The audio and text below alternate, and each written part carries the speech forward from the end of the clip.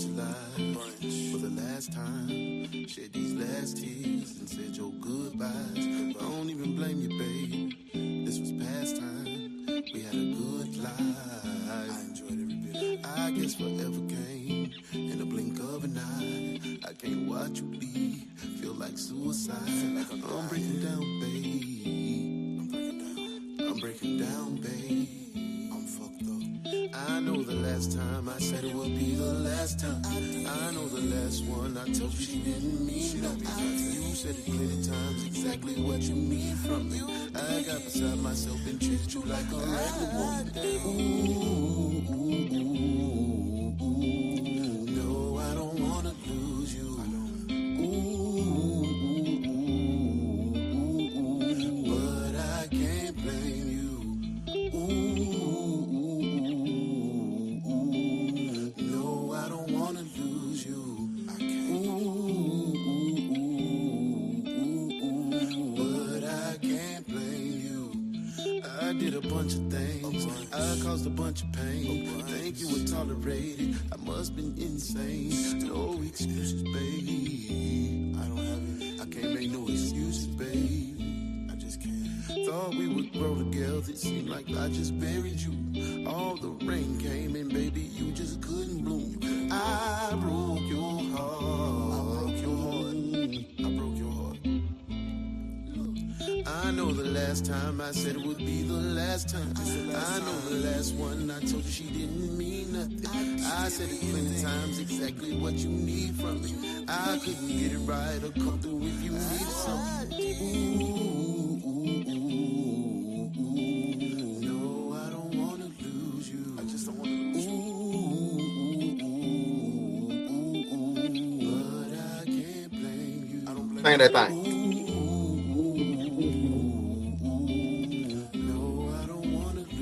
You know how your mama used to have that cup of gin in her hand, listen to that Marvin Gaye beat? Think about that old nigga that slipped away. That's how I feel right now. I wrote this when I was a dog ass nigga. Yeah, you gotta dare like that. You gotta feel that emotion. I don't feel that emotion. I'm doing too much. Hey, welcome to Work Detectives. Welcome to Work Detectives. We are here. We are blessed with another day. We are alive. We are filled with life. And we gotta let this joy and this happiness to be alive and let this joy and happiness that show that God had worked in our lives and brought us through that obstacle and brought us out of that valley and got us out of the trenches. And we just happy. And we happy to spread that love and that light throughout the world. Throughout the world, Craig. If you woke up on the wrong side of the bed, if you woke up ungrateful, if you woke up thankless, if you woke up saying, I did it all on my own, take your country ignorant ass back to bed.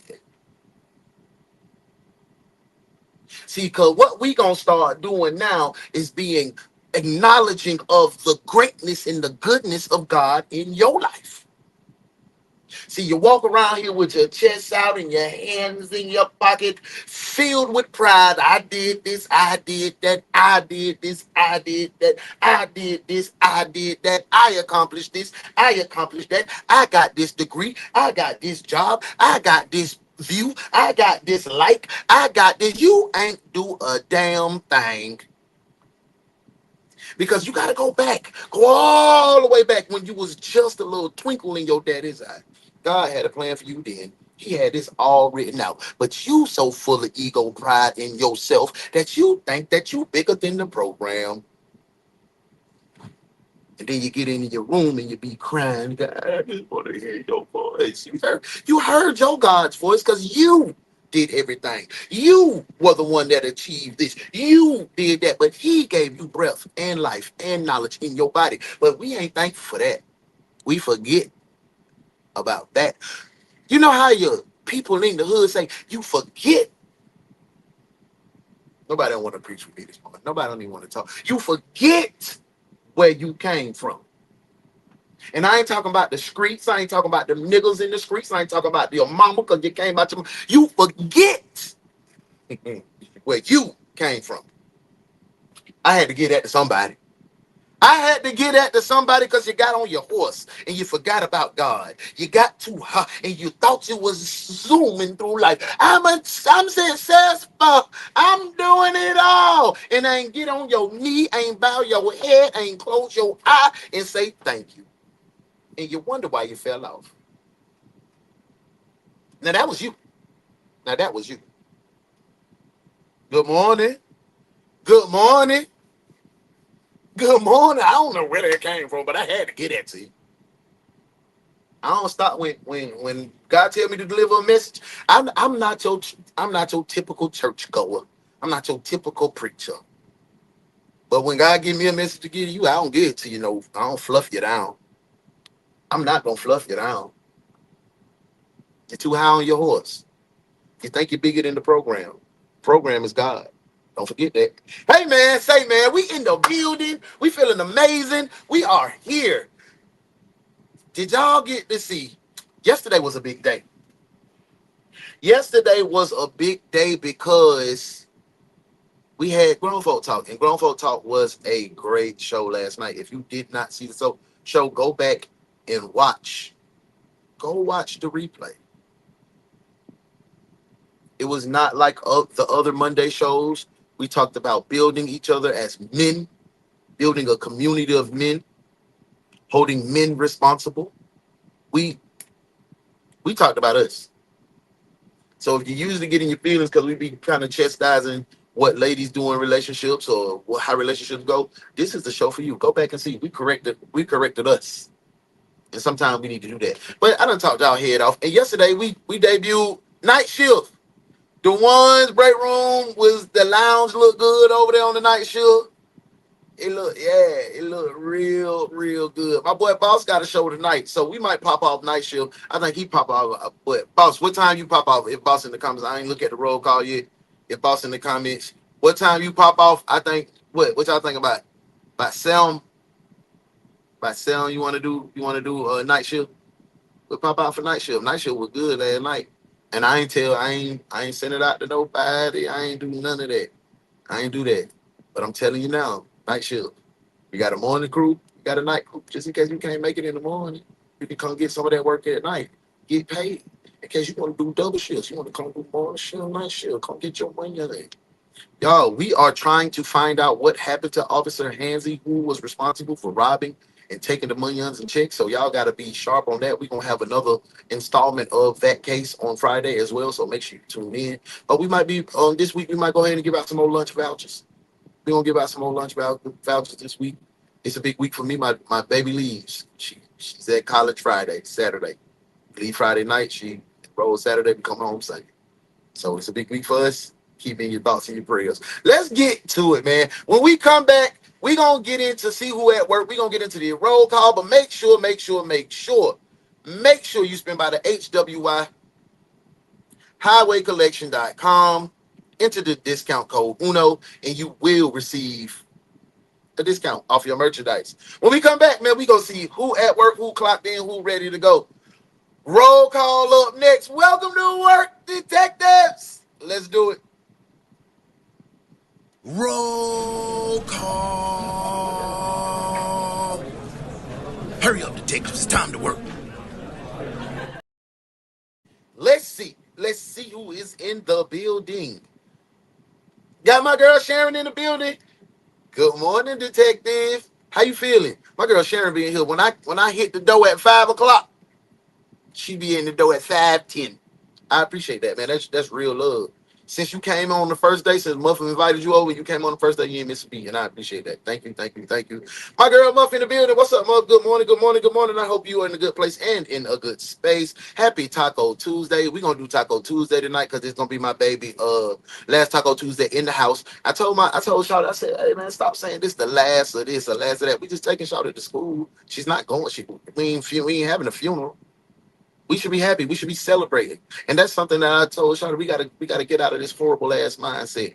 Always the worst shit. That's what we do as black people. And we stress ourselves out and run our heart raggedy because Chill, baby. Chill. Hey, good morning, Tam. Good to see you. I'm glad you're in the building. I hope you're in a good place and in a good space. I'm clocked in and ready to go. Make sure everybody clock in, hit that like button, work the heart, the smiley face, the celebration, the eyes like this. What is this face? What's this emoji?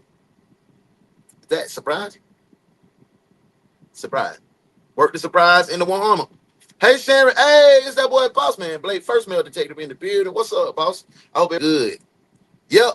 I already have too much paperwork from yesterday, desk duty. Yeah. You came in late. I piled all the desk duty on you yesterday. But hey, thank you for even showing up and being here. It's the girl, Modest Moments in the building. Hey, Modesty. Yeah, I hope everything good your way. I hope the babies had a good start to the day. Modesty is speaking to everybody. My girl Sharisa is on big. Hey, y'all. I wanted to let y'all know. I shut down. The IG department. IG department. We shut that on out of there. We shut that down. It's gone. We ain't doing that. We ain't doing that. Hey, y'all, let me show y'all. All them comments that I read was actually before I even hit start.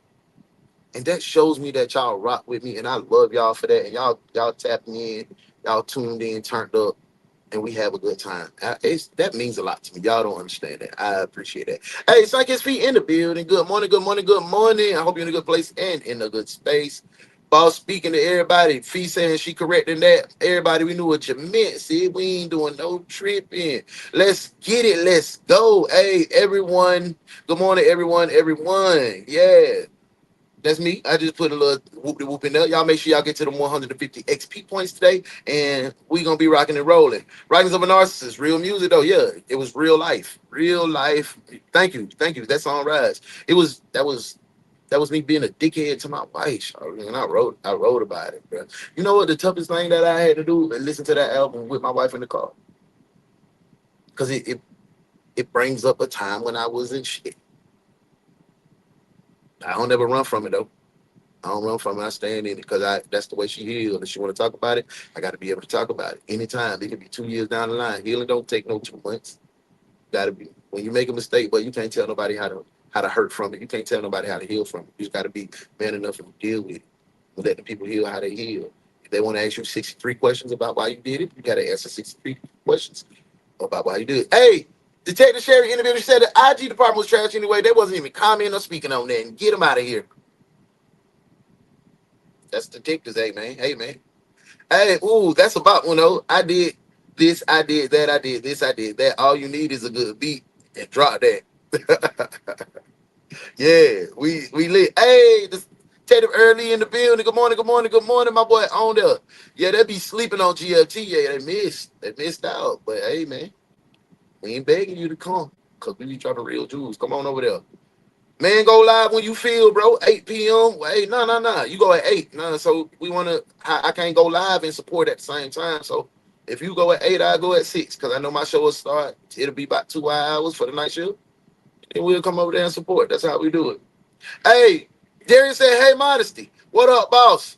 Highway Collection, discount code. Make sure you tap in with that youngest CEO I know. Young Tay White, he dropped a new video, that new Lucci with good graphics, good designs. We got JD coming out today. We got 4 more videos coming out today. So go spin by Tay White. Go hit the notification bell, hit subscribe, spin by Modesty, notification bell, subscribe, spin by Boss Blake, notification bell, subscribe, GFT, notification.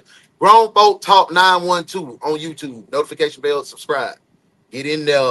Yeah, we lit. What up, Darius? Good morning, early. We in the building. You gonna be until Saturday, Uno, trust me. Nah, I already had them. Remember I told you I was in Mississippi when we was down there the first time? I balled for a good 30 minutes, an hour. So, and now I feel like it's a celebration because I'm proud of my baby. She's gonna cry. My wife gonna cry. I may even shed a tear, but I'm not sad. I'm not sad no more. You know what I'm saying? I'm cool on that. I just want her to be great. You know what I'm saying? Yes, that's surprise. Bet. Real men do real shit, and that's what I'm saying. You need to play that song more often. Hey, that's my shit. I wrote it. Hey, y'all ready to get into this case for today? Today's case is called the case of the talking cellmates. You, it's just some shit you take to the grave. You feel? Darius that's my best friend. That nigga know all my information. Take know all my information. But it's certain things that I take to the grave. Have you some business. Don't tell everybody everything. Just the way I rock it. Y'all, welcome to work. Let's get on this case. Let's do it. Welcome to work, detectives. Here this morning, police are looking for a The suspect only detective agency capable of handling these grotesque and obscene cases. Look no further than the One's detective agency, where evidence does not matter. We lock you up and figure it out later. Hey, what's up? The One's detective agency, with your captain, Uno the One.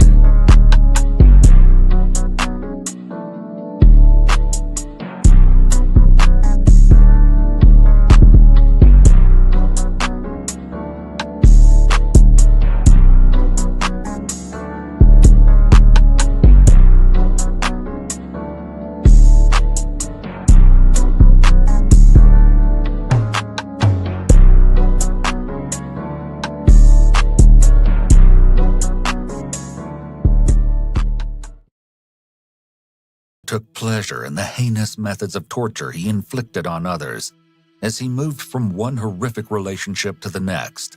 But as whispers of a murder made their way to law enforcement, his final victim would tell a harrowing story from their shallow grave. And while the reign of terror would finally meet its end, everything would come crashing down in a far more jaw-dropping way, resulting in another death.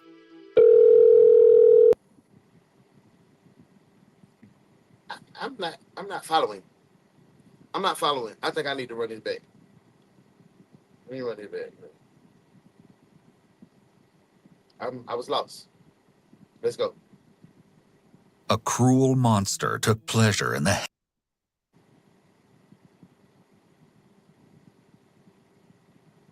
Oh, shit. I need to stop.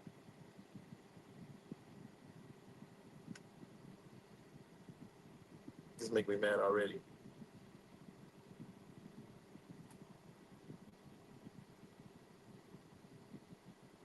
Oh, okay. I done messed up the video, y'all. I done froze that mug. I'm finna bring it right back up real quick.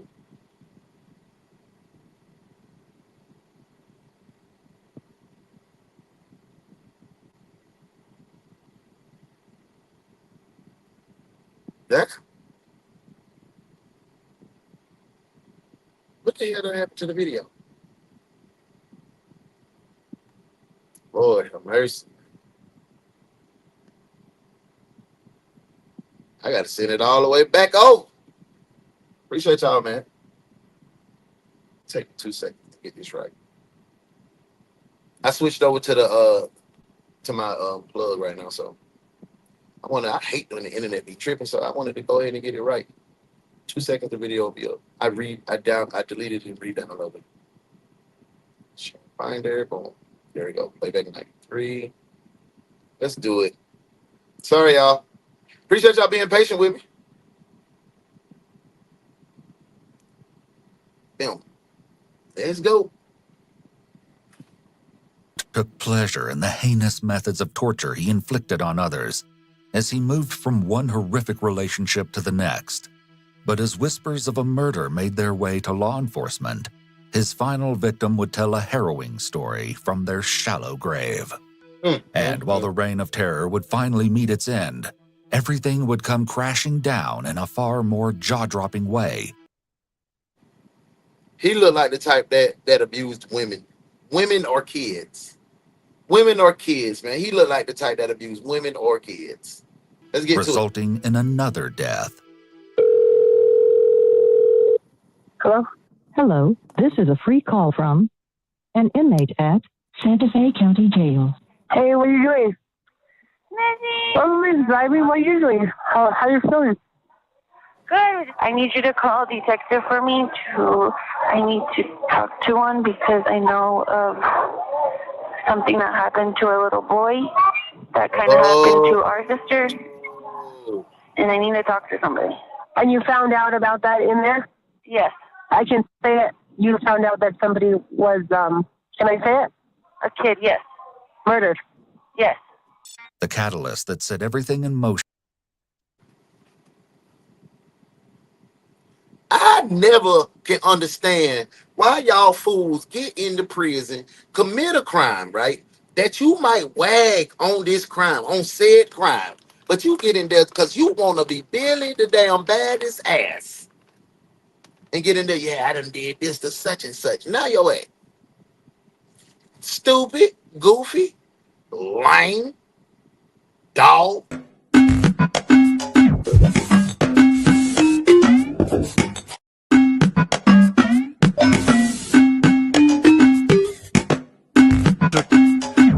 You're a dog.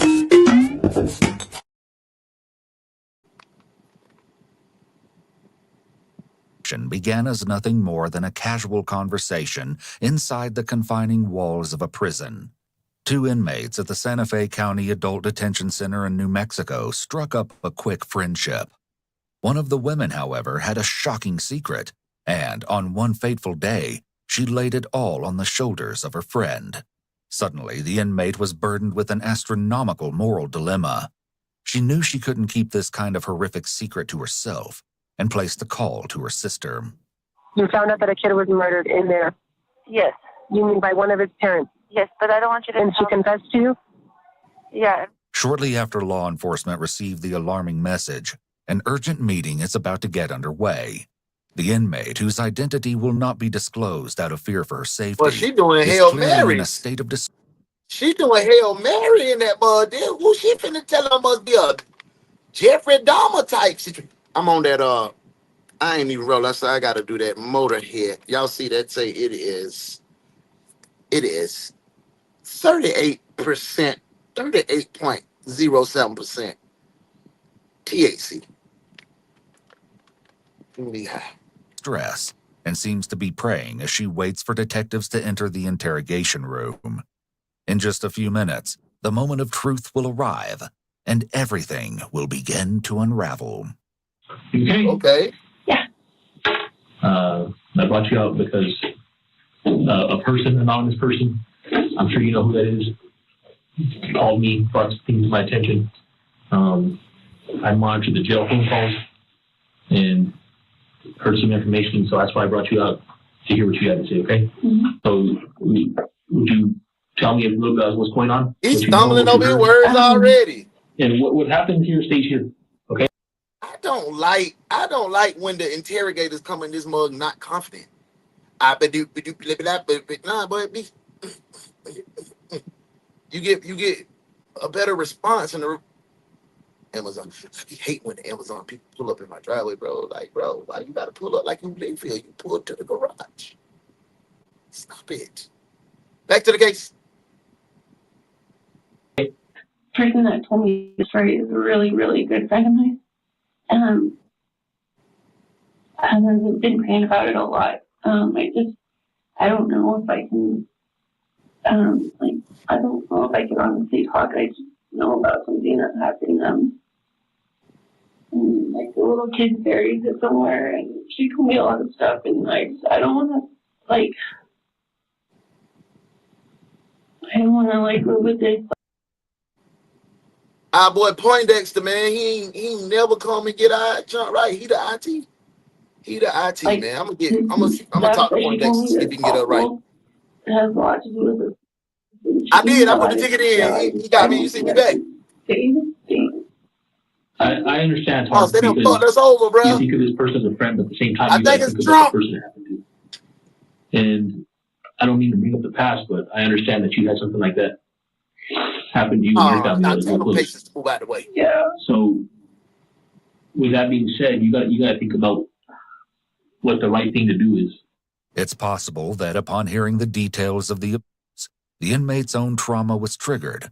Oftentimes, when a person experiences a traumatic event, they will later act to try to rectify what happened to them in various ways. In some cases, the person can become a perpetrator themselves, while in other cases, the person may try to act to save others. This may help Not them to always, feel like like they are only able to 90% of the reenact the time. trauma, but in a manner that allows them to defend themselves or stand up to the perpetrator. People who experience trauma and abuse often blame themselves for many years or even a lifetime afterward. They tell themselves that they should have done this or that differently. They should have defended themselves. They should have fought back or reported the. When they can fight for someone else, this helps them ease that unrest and that guilt they feel for not having stood up to the perpetrator or stood up for themselves. I just wish you never told me that stuff. But I think I need to think about it. Yeah. I believe that the right decision is to come forward, because you got to think these people, if it is true, they hurt somebody, okay? Which means they have the potential to hurt somebody else, and you could keep that from happening. You just say, I don't want nothing in return. This is what I know. Do something about it. Get justice for this little boy. Yeah, some people are sociopaths, and they can separate themselves from that. Some people are just psychopaths. You have to be careful. It's clear that wrestling with the decision is excruciating for the inmate. Who knows? Nah, Shawty wants something off her sentence. Right. But we got to hear what you have to say. That way we can do a proper investigation and make sure that. Shawty wants something off her sentence. Okay. She like, boy, take a year off. I turn state witness. I just know she wasn't lying by the details of the story. And her telling me, please don't tell anybody, please, like, and I promised her that I wouldn't. Because she said it, like, wasn't her fault. Like, she showed me the marks on her body, so I think he pretty much killed her son. They buried the body. She talks about, like, her boyfriend beating her. Like, she's really open to that. I just was trying to comfort her one day, and I think she just. Is that how the conversation started? Kind of about? Yeah, and then she just told me. And I don't even know if she wanted to know me. She just started crying and told me. And I didn't know. Yeah. And like, I feel like. Hey, is that boy Young Tay in the building? Tay said, I'm headed in. I just got done eating breakfast. Hey, welcome in, few. Y'all make sure y'all spin by and mess with that boy Young Tay White. Dropped a new video, like I said. Y'all messing with it. Go tap in. Go tell us if y'all messing with the hearts or shit pile emoji in the comments. Leave a comment. Get ready, because we upload. And y'all, somebody hacked my goddamn on CapCut. You know, I be making videos on CapCut, and my CapCut is monetized. So I be selling templates. So some templates that you see on CapCut that y'all some of y'all use the template that I created, you get paid for that. You can get paid up to $1,000 for a template.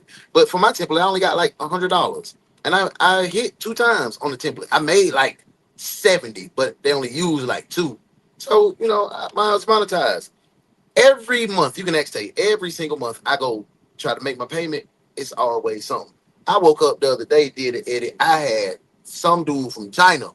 I had all his edits. He had my edits. He had money on his account. I tried to withdraw that mud. They froze my account. He had money in his shit. Oh, Tay. Wait, Tay. Welcome in, big dog. I'm glad you're here, man. Get some breakfast, man. Take care of my nephews and my nieces. But come on. Sergeant Hansy, I got another one of these late detectives that can help you write out tickets and organize the junk closet. Welcome to desk duty, detectives. Inmate sees sharing the information as a betrayal of a friend. It also seems like she empathizes with her, despite her knowledge of the horrific act her friend participated in. She stated that her friend is being abused by the guy. The inmate might see her as a victim, in a sense, but guilty of something horrific too. This may also explain the inmate's hesitation to talk. She may feel like she is further punishing her friend, who has already endured enough as a victim. Of course, from the perspective hold up. Come on. Detective, in my office. Now. Hey, I'm going to tell you like this. Tay, Darius, Boss, Nunu, Juice, Baby Doll, Ashley Sierra, Star, Fly High, Vyoshi wife. If any of them folk abuse a child, I'm telling on their ass. I don't give no damn. I don't care if you my friend, my cousin, my auntie. If you abuse a child, I'm going to snitch. I don't even live by that code no more. I don't live by that no snitch shit. Do something to mine. I want your ass in prison if I can't have you in the box myself. I'm gonna tell. You mess over them children. I don't give up. I don't care if my son abused my grandson, I'm telling on his ass. I don't play that. I'm not going for it. I'm not going for it. Don't do it around me. I'm snitching. Now I'm a hold the code on everything else. I ain't telling if you cheating or if you goddamn selling dope or you goddamn beat up. Even if you kill somebody, but if you mess with them children, I'm snitching. I'm telling. Y'all telling or not? Let me know. The detectives, quickly obtaining details is crucial, and they continue to expound on the importance of doing so. Let me ask you this though. Let's say all day. You gotta come over here with me all day, bro. And they both get out. Something happens there after that. How'd that make you feel? What if she gets out, her boyfriend gets out, she goes back to him, and the same thing that happened to this poor little kid happens to her? I don't think that would feel too good on your conscience, do you? I'll say nah, for real. We telling. Yeah. I'm a civilian nowadays. Me too. I'm a podcaster. Yeah, I've been to that feeling. I don't know nothing about no streets, but I'm an internet goddamn content creator. I don't know nothing about I can tell you about the internet streets. I don't know nothing about nothing else. Civilian. What happened with your sister? Oh, she was very similar. Yeah. I'm talking about tattletelling. Yeah. If Muffin do something to her grandbaby, I'm telling her ass too. Modesty, tell on her. Boyfriend and he told her. Didn't tell me? Yeah. And so I know like how it affected my mom, so I think of her as my mom. So I don't think I would be doing her any good. I feel like she's a victim also. That's what touches. Now, let me get this right. She may be a victim. Bruh might be abusing her, but that does not take away the fact that you killed your baby. If that's the case, if she told you she tortured and killed her son, how does you being abused make you kill your son? That came out your coochie. Maybe the abuse, she just hated everything about old boy. Okay. Let's get a little deeper in, because we ain't arresting nobody, we ain't putting nobody in no cuffs, nothing yet. So we gonna keep listening. Touches the artist. I'm going to be singing to the people. On God.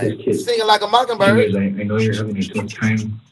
And I know this is going to be hard. They're going to hate me. But we need names. They're going to have me all in the hood. That nigga one of us. Snitch ass nigga, what? Yep. I'm going to be on the snitch allegations like this.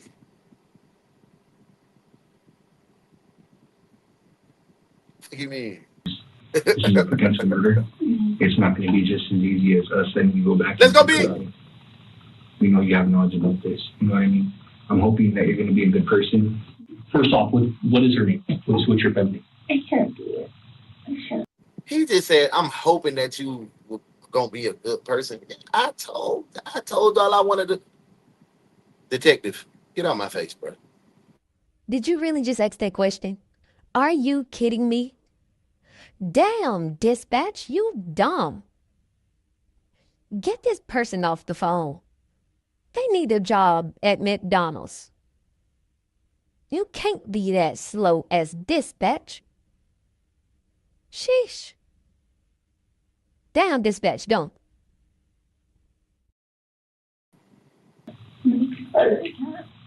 It's never going to get easy because of how much you care on both sides. Law enforcement. That's not really true because of the way he's missing. So there actually is a report of him missing. No.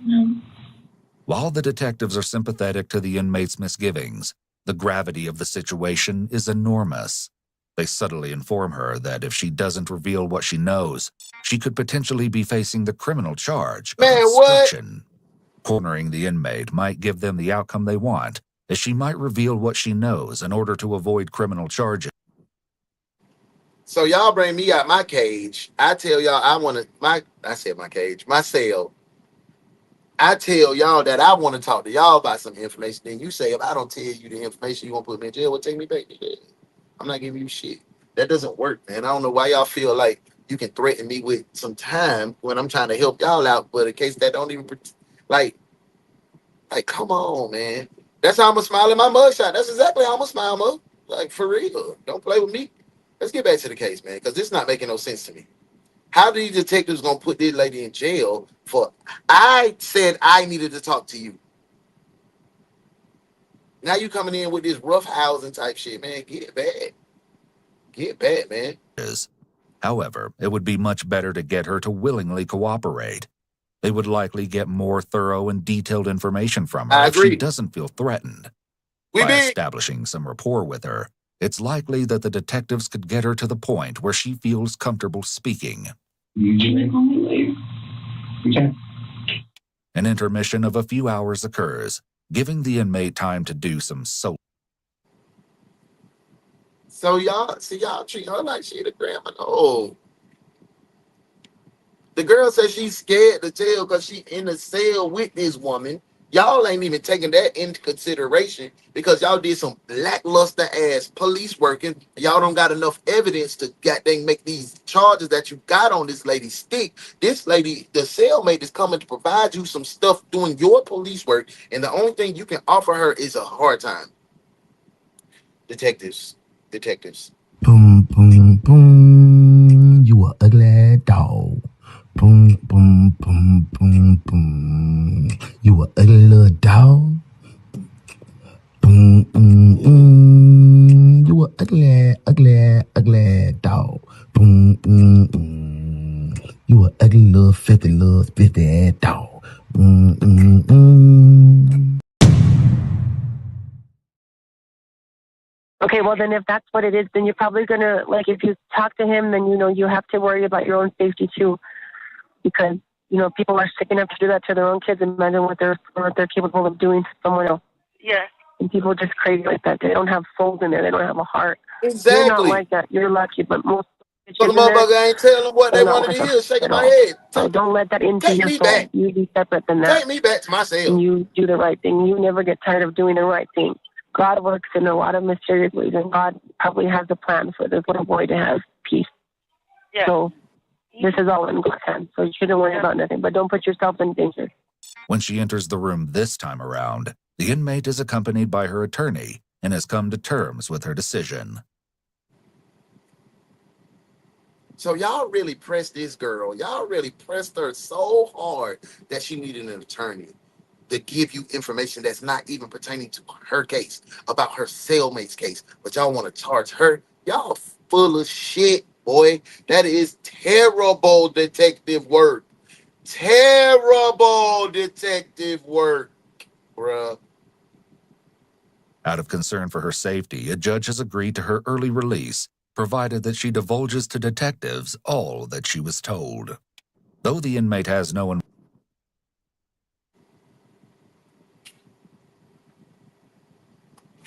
She did one on that. That's what she was looking for. She just won. Good shit. Good shit. Get your ass out of prison. involvement in the alleged crime, the detectives cover her Miranda rights out of an abundance of caution. Then they quickly focus in on the specifics. Can you tell us what you heard her say? Okay, so her name is Tracy. The girlfriend here. I wrote his name down on a book in there. She just told me that he hit her. He also hit the son. And she was incarcerated I think she said for a week. She was worried about her kid because he's so abusive, so violent. And he was dead. She was black and blue. He was bleeding. Hey, it's our girl, Miss T. Where you been at, pretty lady? Where you been at, man? I hope everything been good your way. You been in a good place and in a good space. We missed you over here, seeing you help us solve these cases. Right now, we don't even know what is going on. We don't even know what the crime is for real. We just got inmates telling on their cellmate that they may have killed or unalived their son. Miss T, I thank you for being here, but I just want to let you know you can bring your pretty self over here to the desk. Sergeant Hansy, I got another one of these late detectives that can help you write out tickets and organize the junk closet. Welcome to desk duty, detectives. Hey T, thank you for being here, babe. Good morning, fellow detectives. Because I'm not telling, I gotta sleep in the room with her. Yeah. Yes, duty, Miss T. How would he not be missing? She said that. Boss, she look like. Hey, Detective Boss Man Blake said, hello, you look like she work at the cafeteria. I ain't no more green beans. It's just corn and mashed potatoes. Shout out to all the lunch ladies that used to let me slide without having that 30 cents. But because we was poor, we used to get free lunch, but when I got to ninth grade, I had to pay 30 cents. I had reduced lunch, so I was short a couple times. They tell people that her aunt has custody of him. He's in another state with her aunt in her custody. How did you guys start talking about this? First she was telling me about how abusive her boyfriend is and how bad he is and how she's afraid that he's going to kill her one day and she's worried about her kids because they're out there and he's going to get out soon. And she's afraid for their safety. So that's why she wanted to get out right away to be back with him in case he does get out. So she has 2 other kids. She lives in Sunday. Mm-hmm. Did she tell you whereabouts? Even though the inmate has no details relating 30 to when cents the for that alleged lunch, burial Tay. occurred, she has provided an extremely important piece of information. And she said her boyfriend's last name was Ferguson. Mm-hmm. And I have his first name written down. And no name on the kid? Oh, yes, you got it. No, I don't remember his name. As the inmate mentioned previously, the woman by the name of Tracy claimed to have other children as well. Naturally, the detectives... Y'all, what we doing with Tracy? Are we believing her cellmate that she killed the baby? What we doing with Tracy? We locking her up or we need some more information? Y'all let me know. We locking Miss Tracy up or we need some more info? I'm going to get back to the case. As soon as y'all let me know, I'm ready to lock her ass up. I'm ready to lock her up. I believe the little lady who just finna get out. She looked like she killed something. She looked like she killed a lot of something. Miss Tracy ain't playing. Let me know. What y'all think?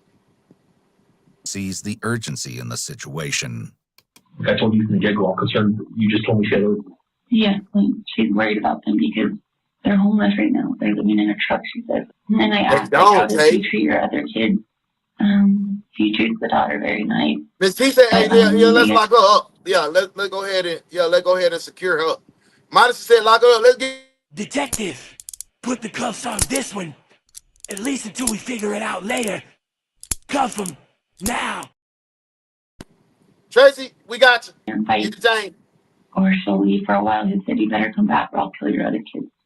So he's very dangerous. He's like suicide. She's so afraid of him. Before they conclude the She interview, like the they show house the you hate inmates going some to. photos. First, she's presented with mugshots of a man. Hey, she do look like that grandma. She do, Tay. For real. And they believe to be a suspect, and she's unable to identify him. You happen to know who that is? Yeah. Just tell you anything else about That's a good question, Tam. How they know that happened? So they already own it. Yeah, it doesn't. She doesn't. She has a bunch of said, lock up. Yeah. Tay said, I'm scared The of Granny detectives are Tracy. confident that they've collected what they need to set. Hey, Thea. Hey, boo, I hope everything good in your little thick world, girl. I hope it's good. I hope the baby good. How's school going? Then I went out to school. Okay, Ma. Thank you for being here. You know, we had missed you earlier. Thea said, good morning, everyone. Sorry for being late. My answer yesterday, I was dealing with detectives myself. Ooh, tell them, you should have hired us. You should have hired us. I hope everything good your way. But we're going to give you a little more time to, kind of clear out the cobwebs. Come on over here to the desk with us. Sergeant Hansy, I got another one of these late detectives that can help you write out tickets and organize the junk closet. Welcome to Desk Duty, detectives. Everything in motion, and they reassure the inmate that coming forward was the right thing to do. The interview concluded in the very early morning hours of January 25th, 2018. While detectives had their work cut out for them, they were able to identify persons of interest: Thomas Ferguson and Tracy Pena. Yeah, look at Grandma. Yo. Hey, we locking up Thomas. If we got Tracy, that's her boo. That's her boo. He might as well go to jail too. I'm gonna lock him up. Let me lock Tracy up too. Detective, put the cuffs on this one. At least until we figure it out later. Cuff him now. Yeah, we back to it. Through records confirmed that Tracy did have 2 young children, a son by the name of Jeremiah Valencia, age 14, and a daughter approximately 1 year younger than Jeremiah. Sorry to hear that. There had to be a parent leaving a gun out, and I'm playing with this gun. I'm assuming, because a 3-year-old don't even have mental health issues enough to want to purposely take themselves out. So, not in a lockbox type shit. If it's too much, I'm just saying my detective thoughts. And pardon me for being goddamn. It seems like I'm heartless. I'm sorry. You don't have to answer that. I was thinking. I was talking before I was thinking. Sorry about that. The following day, on January 26th of 2018, the sheriff's office contacted known relatives of Tracy in an effort to locate Jeremiah. What they found was very troubling. Tracy's aunt and Jeremiah's godmother, Celine Miera, and Jeremiah's older half-sister, Karen Gonzalez, hadn't seen him since the previous July. What? Y'all ain't seen that baby in over a year? Y'all ain't seen that baby over a year, more than 6 months passed since that time. But god damn, last July. Allegedly, that's what they say. OMG. Entirely too many adults there for it to have it. Yeah, absolutely. But yes, lock both of them up. What? More than 6 months had passed since that time. Lock him up. Detectives obtained text and social media messages, and the content revealed fragments of a chilling story, some of which was told by Jeremiah himself. The communication painted a heartbreaking portrait of a neglected boy whose mother's recurring problems were not at all lost on him. In late January of 2017, a sequence of messages between Jeremiah and his mother showed a worried son attempting to engage with his inattentive mother. Okay, let's read this. Jeremiah, author, sent. Okay, because Tommy said that he's in town and he's looking for, and he's saying that you're going to hurt yourself. No, I'm okay. Jeremiah wrote, Thomas said that he's in town and he's looking for you and that he's saying that you're going to hurt yourself. He then told Tracy he loved her, but received no response. God it damn. appears he and his sister had been staying with their great aunt. No, Tracy, you mud asshole. Sorry, y'all. But if your kid ever say I love you, I don't give a damn if they do it in sign language. I don't care if they say 1, 4, 3. If your kid ever say they love you, you do not reply, you a dog. And Miss Tracy, Miss Tracy, Grandma Tracy, you are mud. Boom, boom, boom. You a ugly dog. Boom, boom, boom, boom, boom. You a ugly little dog. Boom, boom, boom. You a ugly dog. Boom, boom, boom. You a ugly little filthy ass dog. Boom, boom, boom. Stating that she'd told them to get ready, their mother would be coming. He asked if she was all right, and when and if she was coming, but the messages went unanswered. Over time, the messages became more upsetting. On June 11th of 2017, Damn, Miss T. Sorry to hear that. Definitely sorry to hear that. Between Jeremiah and a friend indicated things weren't going well for him. Yeah, I've not been so good, and my mom just quit on me. Damn. He told his friend on that same day that he attempted to stop smoking pot, but wasn't able to give it up.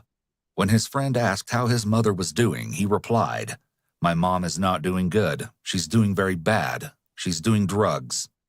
Judging by what Jeremiah was explaining to a friend about his situation, he felt completely abandoned, and he was frequently engaging in fighting. He said he wasn't the same as he'd been before. He was losing it. He mentioned that he'd stopped going to school and was bored a few days later. It was true. He'd been removed from a school under the pretense that he'd been transferred to another, sometime in early 2017. However, he was never enrolled, and somehow his absence went unnoticed. Then the following month, in early 14, July, I think, Jeremiah told a friend that he had gone to Didn't it say 14-year-old? I think it was 14. I think 14. I might be mistaken. You might be right, but I think I recall they said 14. Clovis, Texas, to pick up his brother. Based on Thomas's text messages with Jordan Nunez, his 19-year-old, formerly estranged son. Jordan was brought to live with them at this time, and let's just say that things...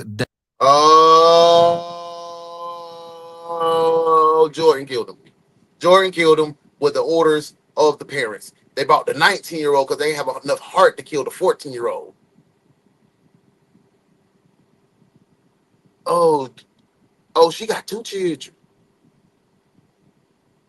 We ain't meet Jordan mom or Jeremiah's dad yet. Okay, yeah, she a dog. They brought the baby in. They brought the baby in to jump on. They brought the 19-year-old to jump on the 14-year-old because it's. Oh, okay. Poor kid. I think you're right. Yes, 14. Okay. Definitely didn't improve for Jeremiah from there. Even more unsettling was the content of a phone call that occurred that very morning on January 26th. Those emojis on the right side. Tracy and Thomas were both incarcerated on charges unrelated to this particular case. It's unclear what landed Tracy behind bars this particular time, but Thomas had failed to appear at a court proceeding relating to a cocaine charge. His son Jordan had managed to coordinate a 3-way call.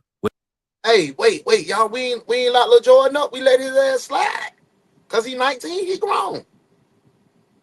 Must say y'all agree. Jordan did it. Lock up the stepbrother too. Thank you.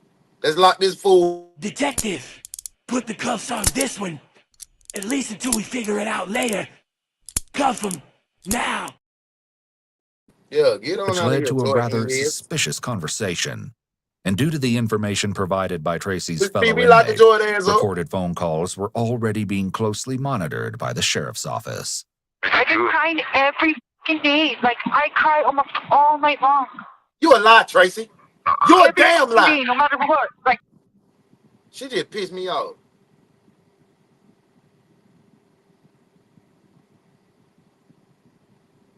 It pissed me off, man. I cry all the time. It's ridiculous. For burglar? No, with a people. Oh, like the first all day long. is rough for me over here. Babe. Hey. Let's talk about that out there. The conversation definitely captured the attention of detectives. That same day. Who will know what Hito means? No, I cry for Hito. What does that mean? Is that for, that's what they call a little bruh? Huh? Y'all let me know. I don't know Spanish. Tracy a lie. Ooh, she a dirty husband. The sheriff's office. And you can tell she easily controlled and manipulated because he was like, "Babe, we'll talk about that out here." Thomas the mastermind of that shit though. That's why he went and got his son, killed her son, but she ain't had the heart. They hoes. Promptly made their first contact with each individual. And since they were already housed at the Santa Fe Correctional Facility, I can't even comment on catching up. Track down. Them eyebrows say she a lie. A damn lie. I was better until I saw you. Let you know what's going on at the office. We'll talk about all that. What do you mean? What office? You're taking me? Sheriff's office. I'm county sheriff's office. Okay. So we'll make sure everything's over there. We'll explain everything what's going on. Go and have a seat. We're going to press it. Just keep on him. Well, I have a seat, right? I was working. Right, you have drink water, I think? No, I'm good. You guys could probably take it in there now. Okay. And then just turn the light on and turn that cord off right away. Okay. We're going to go in this room where you are, Tracy. I always thought I have never say that. Just follow the Snack man. Where are these paintings? do it in the gray again. Okay. Thank you. Somewhere around this time, Thomas was also brought in for questioning. I don't know what's going on, bro. Some people over there can talk to you. Someone come get you. So that's all I know. No, man. His fucking son. Like, it just baffles me that what folk do for dick. You really basically offering your kid for some meat. Shit. Oh, you got picked up or what? Yeah. Stunning or what are you doing? Yeah, this is my son. I haven't seen my son in 12 years. And Mom sent him to me. That's all. Oh, for real? From where? From Texas. Oh, shit. How many years? Well, I was in prison for a while. Yeah. Then, like, I left my phone and I was at work. And I guess you didn't answer the phone or I don't know. And so I let him answer the phone because I was working construction all the day. Well, why don't you sit in the front with me, brother, in the blue car? We'll get you to the office and get you a water or something, bro. I'm okay. Anything? I just don't know what's going on. Chips or yeah, I don't know either, bro. They told me just to come get you, so. A few minutes later, they arrive at the sheriff's office. Have a seat in this room, bro. Yes, sir. He talking about he don't know what's going on. Yeah, Boy, stop lying. You know what the hell going on. Goddamn Thomas. Cold in the jail.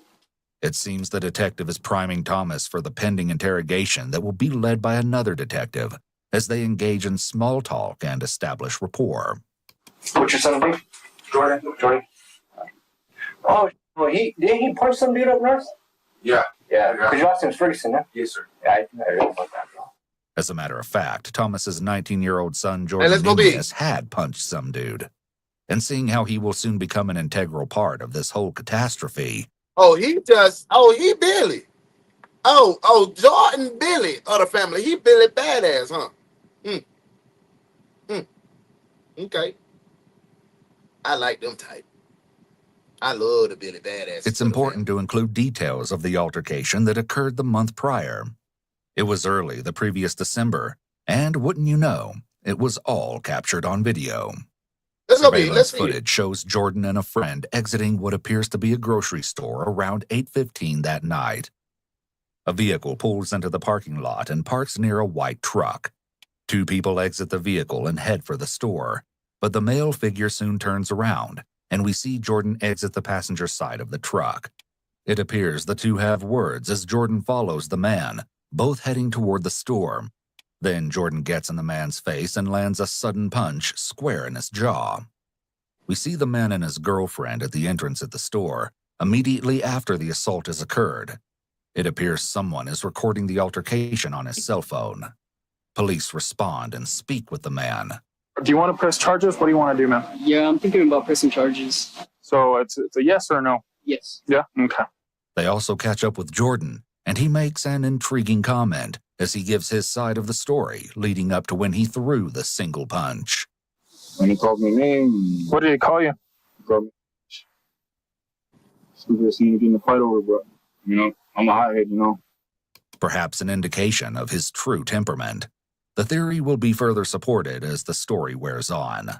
Back in the interrogation, the rapport building between the detective and Thomas continues. Hell and high water to raise him. And you let your boyfriend order his demise, I'll be damned. The detective kept at the conversation for an extended period of time while another said, detective was speaking with Tracy down the hall. She'd been advised of her Miranda rights and agreed to shed light on the situation. Well, she gave her version of it. The main focus of the interrogation was to establish her children's whereabouts. According to Tracy, her daughter was in the care of Thomas's son Jordan, while she and Thomas were both incarcerated. She claimed Jeremiah, on the other hand, had run away a few weeks earlier. When asked why she hadn't reported the 14-year-old child as a runaway, she explained that she had active arrest warrants. Naturally, she wanted to avoid contact with law enforcement. But during the interrogation, Tracy's story soon changed. She provided conflicting statements and, when confronted, she referred back to her prison visit a few months prior that spanned November 24th through the 26th. And that was precisely when a glimpse into the true horror of the situation began to show itself. According to official police documents, Tracy explained that it started when she returned to her Santa Fe rental home on November 26th, upon release from her latest stint at the detention center. You don't want to hear that shit, Tracy? Once there, she located Jeremiah on his futon bed, wrapped in a blanket. However, upon a closer look, it was clear that he wasn't sleeping. His eyes were wide open, his stare blank. His body was completely stiff, lifeless. Up to that point, it seemed the story could be viable. However, the tale then became foggy, as Tracy provided a particularly vague sequence of events. After realizing that her son Jeremiah was dead, Tracy found Thomas in the garage of the rental home. She informed Thomas of what she'd observed. Then Thomas allegedly moved Jeremiah from the futon to a vehicle, departed the premises with Jeremiah's body, and later returned by himself. She claimed that they never spoke about what happened. However, given that Tracy's story had already evolved just during the course of her short interview, detectives were likely questioning the validity of her account. A couple of weeks later, on December 6th, which would have marked Jeremiah.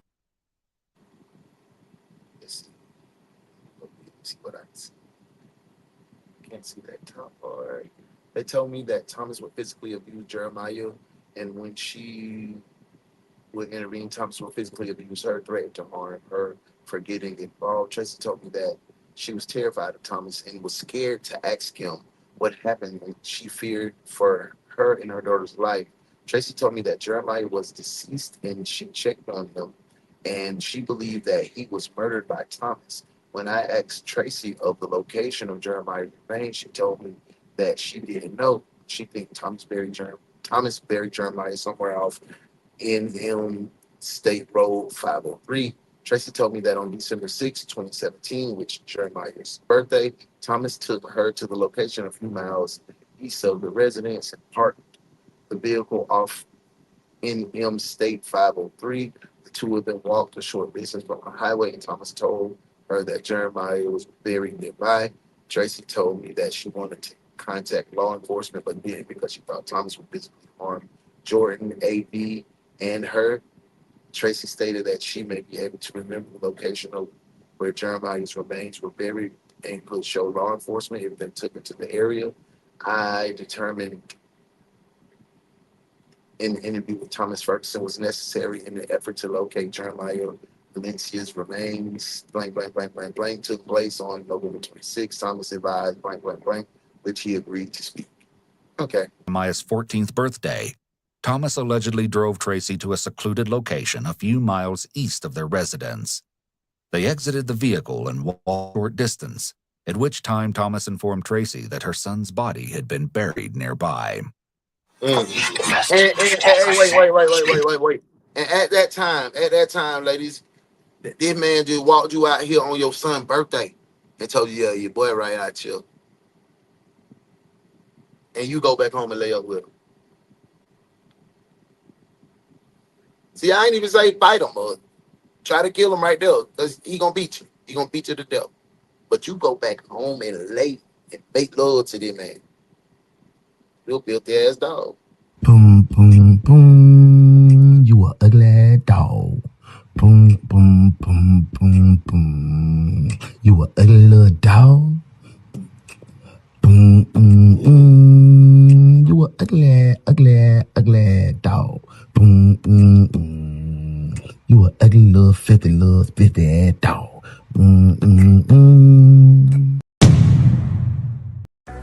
Welcome to the Flash Mob TV lineup. Starting with the #1 morning show, DaOne's Detective Agency.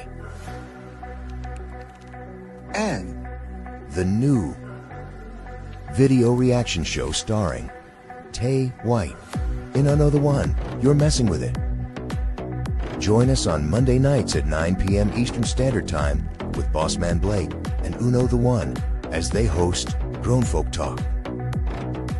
And the wildest show on the internet, Uno Does the Internet, goes live every night Thursday at 9:05. and Fridays belong to Bandcamp. Join host Modest Moments as she give you a journey into Bandcamp at 6. And on Saturdays, DaOne's Detective Agency presents Street Beat, the Overtime Hours. Come get you some overtime Saturday, 9:05. It's a host of things here on Flash Mob Entertainment.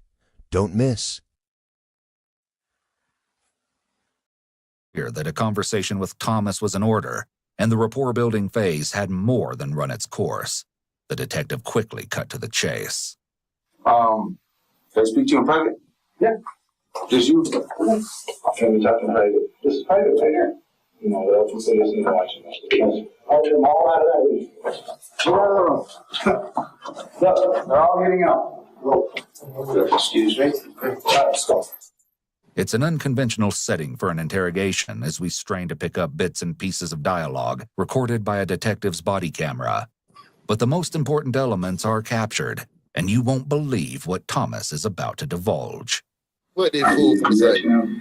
What he told me to do is that whenever she went into the house, that Jeremiah, the kid, then turned different. So he had to be, when I went outside, he had to be like, one of them turned different. I guess one of them turned different.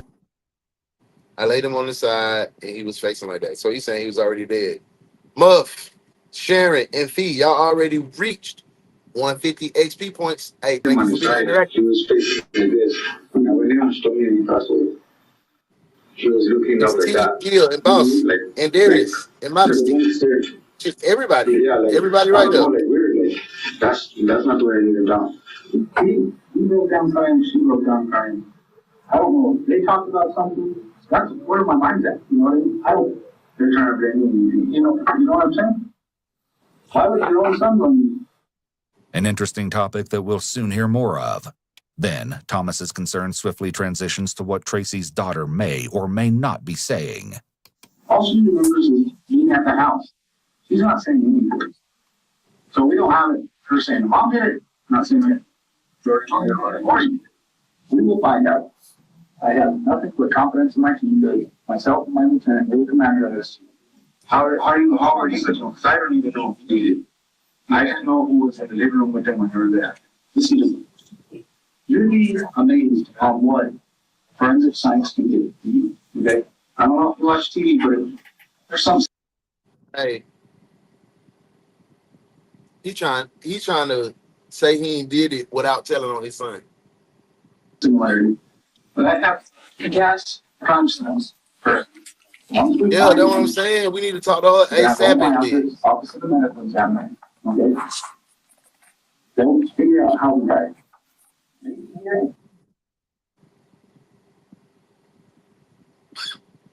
Sorry, y'all. They didn't say anything about the boy's body yet. Not yet. We just coming to the point where he was stiff and lifeless on the futon. Some sort of admission. We don't know that right now. Okay? But what we do know is he died in our house and nobody did anything about it. We're going to look at the evidence. We're going to look at the scenes. We're going to look at his body. Like I said, my team's down. I've never lost a murder case in my entire career. I'm here. My whole team's here. This department's here to give this kid justice. However, it's clear by Thomas's response that his only concern is himself. But you justice doesn't mean charging me. And I can do this, so I'm saying, well, but we still have the probable because of the fact that you were there. You're already in this mix, dude. You're going to have to fight it. You're going to have to do whatever you got to do. You're going to help me. Well, if you help us, and that evidence proves otherwise, that's going to be good. You're going to take a ride. You're not going to take a ride right now. I'm going to help you this. I know more or less. I don't know. But I'm not going to get it. I'm not going to bury him. They said. Now, don't quote me if don't quote me now. I might be wrong, but I thought I heard that Tommy's son, Jordan, had the daughter. Jeremiah ran away. That's what bruh said. Didn't they say that Jordan had that baby? Y'all let me know now. So If I put you in a car, me and a couple other guys, just me and you, well, I have to take somebody else with me. That's against our policy. Okay? And the only reason I know the area. I'm a little fool. And I don't know exactly the exact spot, but I know more or less. I do that. I'm going to get to the house. Where am I going to go? Am I going to get off here? Here's something right now. So I can see that was. Yeah. Either way. While this interview is taking place, it turns out that someone else is listening in, unbeknownst to Thomas. And that someone happens to be no other than his son, Jordan. I think that all of you guys have something to do with that, and that's why we're going to get charged. That's why. You want to help us find him? Is mother trying to blame me? Well, brother, that's what they got to talk to you about, my man. What did I just say? What did I just say? And them police played the game so wrong. They put Thomas in the area and let him talk, said it was going to be private, and had his son right in the next cubicle over, so, or had him on the speakerphone so he can hear. Boy, y'all some dirty bitches. Boy, y'all some dirty bitches. I like it. That's how you get them to do what they got to do. I told you he finna snitch. He a dog, man. You trying to put that on your baby, boy. You ain't that thing, y'all. So, just, can I ask any questions right now? Hold tight. I'll get you. They go big, man. A few members of the sheriff's office are getting geared up to take Thomas out in search of Jeremiah's burial site. Though it's unclear how Thomas would know the area if he truly wasn't there when Jeremiah's body was abandoned. And he a Still, he 19-year-old claims to know the dog. vicinity of the location, more or less. Of course, he maintains that he wasn't the person who was responsible for the death. I'm sorry. Good question, yes. I ain't even see. Sharon called for it. Boom, boom, boom. You a ugly dog. Boom, boom, boom, boom, boom. You a ugly little dog. Boom, boom, boom. You a ugly, ugly, ugly dog. Boom, boom, boom. You a ugly little filthy ass dog. Boom, boom, boom. They played the game raw, didn't they? This one? They're trying to put this on me? Mm-hmm. A father attempting to shift blame away from himself and toward his own son during an investigation would be inconceivable under typical circumstances. Yeah. But within the context of this terrible situation, we're beginning to see a pattern, a window into the mind of an extremely disturbed individual. This is a classic case of antisocial personality disorder. Oh, people my with APD will lie. I'm over that, bro. Everybody don't have no anti-personal disorder. Everybody don't have this and that and the third. Everybody don't get to have an excuse just because they shitty people. He's shitty. He had the right mind to bury this kid. If he killed, we don't know if he killed him or the son killed him, not because there's too much cloud in the water. But there's nothing wrong with it, man. It's nothing wrong with this man. So I'm over the fact that they always get a scapegoat out, bro. Back to the case. Deceive and manipulate others in order to fulfill their self-serving needs. A typical parent, if faced with a situation where it's either their freedom or that of their child, would rather sacrifice themselves. Thomas, on the other hand, clearly has no qualms about implicating those closest to him in the name of self-preservation. There they go. And his accusations will only become more blatant from here. 3 members of the sheriff's office, along with Thomas, arrive at the alleged site around 10 o'clock that same night and begin to scour the area. Participation trophy, absolutely. Dude, like I said, I wasn't on here, but I'm telling you. Let's go big so I can see what we can see. And I saw no dopey sign. I was going up along the road. The fact that Thomas keeps repeating that he wasn't there is an indication of deception. He wants to make sure he emphasizes that he was not there because people who lie tend to have at least some level of insecurity about their lie, or they want to make sure that the receiver is buying their lie. This type of repetition is called emphasis in verbal communication analysis. People can engage in emphasis either verbally or in nonverbal ways. When liars try to omit information or provide false I don't information, either, Muff. their There ain't no emphasis mental will health. typically appear unnatural. They're not such giving as him in an Thomas's insanity case. He can get over it. They continue to make their way through the rough terrain. Blood sick in the But what medulla. they're looking for Absolutely. isn't clear. One of the detectives requests more information. Hey, Tomas says, you reckon a blanket? I don't know, dude. I didn't wrap them up. I didn't do any of that. You don't know anything about that? I'm telling you, possibly a yellow blanket, according to her. What I remember, he says like a blue comforter, dude. Like what I covered him with in the room? Yeah. It was like a bluish white, blue on one side. Okay. With a white comforter. That's when he was breathing, like I told you guys. Okay. He said you could walk like down a little hill. Yeah. And then you walk down kind of like an angle like this, and then you turn. And it's like a little thing where like water went. Like how water ran. Like you know, like when it rains or the water will culvert. Yeah. I don't know about a culvert, but like a pipe where it washes down. Okay. Oh, I got you. It washes away. I got you. Like a little ditch or some shit. Yeah. Something like that is what they told me. Okay. Thomas repeatedly refers to they and her. The only potential individuals he could be implicating are Tracy, Jordan, and Tracy's young daughter. Once again, the repetition Tracy is a eyebrows sign scare that me, he's y'all. being deceptive. Tracy eyebrows got me nervous. I really want to find him, dude. I'll put this close. Do you want to just go down a little bit more?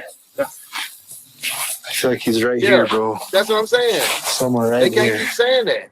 But the search ends before a I do graveside is too. found, but and the I reason don't wanna behind go- Thomas's I inability get to mad, but I locate ain't trying to Jeremiah's kill nobody resting if I don't have place to. is murky at best. Either he truly doesn't know the location, or he's His dog. putting forth his best effort to convince law enforcement that this is the case. Considering what Tracy is about to assert relating to Thomas's involvement in the sacrilegious burial, you'll soon be able to draw your own conclusion. It's the following morning when she is escorted by detectives to the very area Lord. visited with Thomas Here the she previous go. night. And there's a tree. I think this is it. After just several minutes on site, they approach the location where Tracy believes Jeremiah's body may be hidden. So you're sure this is it? Okay. And this is what you remember? Yeah, nah, for real. I couldn't see the heart, but I can hear him. Okay. All right. Did you want to say anything to him? Let me go back to you. Do me a favor, go back to yours, go to Juan Medina, and mark it up.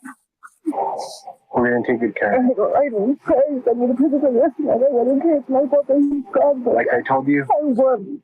he's my priority. I've been thinking about since I got this case in. I'm putting my whole heart into this. Okay? I certainly enjoyed it. We were talking about this the other day, like a week before I got arrested. It was how we could call the cops on him or what we could do. Hey, TT. Yeah, you need to go to jail for the rest of your life. Now you want somebody to have sympathy for you doing all this crying and whooping and all that, man. Nah, y'all let that man kill your baby and then laid up with him. And then you would have never said nothing if you would have never got caught. This room. How hard you guys have been through hell, bro. You see where all that stuff ends right now. Most of it, I honestly believe that we all have mental issues, health issues at some point in time or another. But everything is not mental health. Everything is not mental health. Just because your life might be a little tougher, that's not mental health. Just because you have a bad day, it's not mental health. Just because you can't control your emotions, because you're emotional, it's not mental health. You just lack discipline and accountability. Did she say that she can hear him? Listen, I stopped eating. I had to buy a bigger size every. We like them thick though. As long as that thing sit right, yeah. I know. Still something he took and didn't have to. Yeah, I'm gonna do everything in my power. Yo, what's up? What up, D? We in the building. I appreciate you being here, bro. I had sent the link on Facebook. I'm glad you tapped in. This one right here crazy. She let somebody kill her son and then went back and laid up with him. And that's Thomas. And then Thomas said his son did it. Well, they let his son hear him say that. And then he said, my daddy trying to put this on me? Bruh, it's a wild case, bruh. And we ain't even scratched the surface yet. I appreciate you being here, bro. We're finna get back to the case. But before we get back to the case, Sergeant Hansy, I got another one of these late detectives that can help you write out tickets and organize the junk closet. Welcome to Desk Duty, detectives. Like I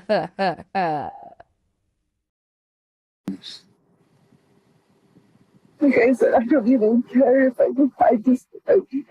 it's not Prince, and I don't want to know. Well, it's because I can. I would have done it before if I could. Yes.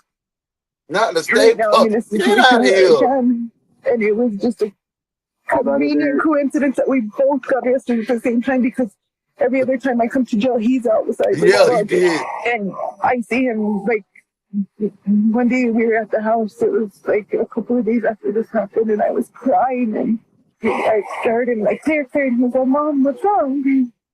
And I started crying even harder, and I was like, he went crazy. I was like, I could hear him, but now when I pay attention, I can hear him, and I can see him once in a while. I could see him. It's okay, I'm okay. Yeah, it look like she got that meth mouth. Yeah, it look like she got that meth mouth. It's either meth mouth or Mountain Dew mouth. They both look similar.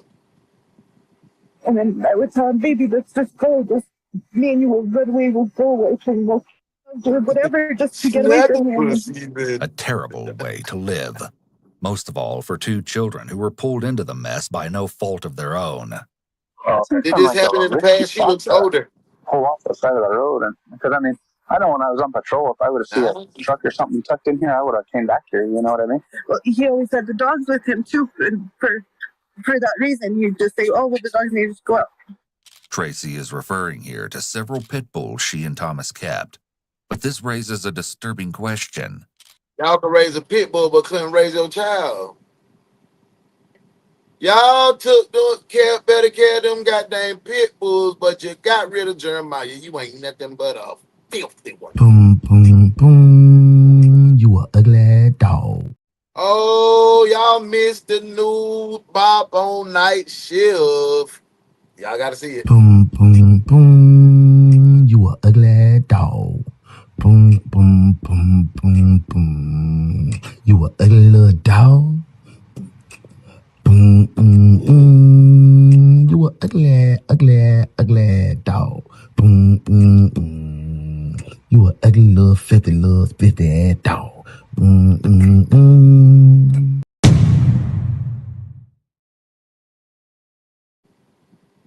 Were there more bodies hidden in the vicinity? They continue to observe the area. There's another tire over there. So, see, like last night, he kept on saying guardrail and tires and glass. See, and then there's a wood pellet, and there's a bunch of wood pellets either in or behind the garage. Is that from your house? It looks like it. Could these be his tracks? Yeah. Okay, let's stay off those. Okay. Hey, we want to stay off these tracks because she said he backed in right here. I walked that way too, but I mean, there's still good impressions. That's how I figured out that he would put a GPS tracker on my phone. Because even when I turned it off, he could still on your phone. Girl, he just had your location. Shut your ass up. This dude is no good. My poor Jordan, he was already like, the only way we're going to get rid of him is if we kill him. So that's the only way we're going to get away from him. I was like, we can't. Like, so Jordan said the only way we're going to get away from my dad is if we kill him. So Jordan may not have been the killer. God damn it. We'll figure out something. And we were all like, the fair's going to shut me down. And then Blog, she was like my main concern after, like, I was like, and she was, She's scared to death of him too. Oh, all of us are scared of him. Did you sling her head with bullcrap after all this? Oh, probably. I tried, but she was crying one day, and I go, "What's wrong, baby?" She was like, I don't know. "Mom, he doesn't even use the bathroom. He makes you go in there with him." Like, she was like, "He can't even take a shit by himself." And he would be like, come here. And I'd be like, dude, I want to stand there with you. This sound like... So that he could know where I was at, because he always thought I was going to call the cops. And then when we were in the hotel, he would disconnect the phone and he would hide the phone. The kidnapping charge that he's on. Yeah.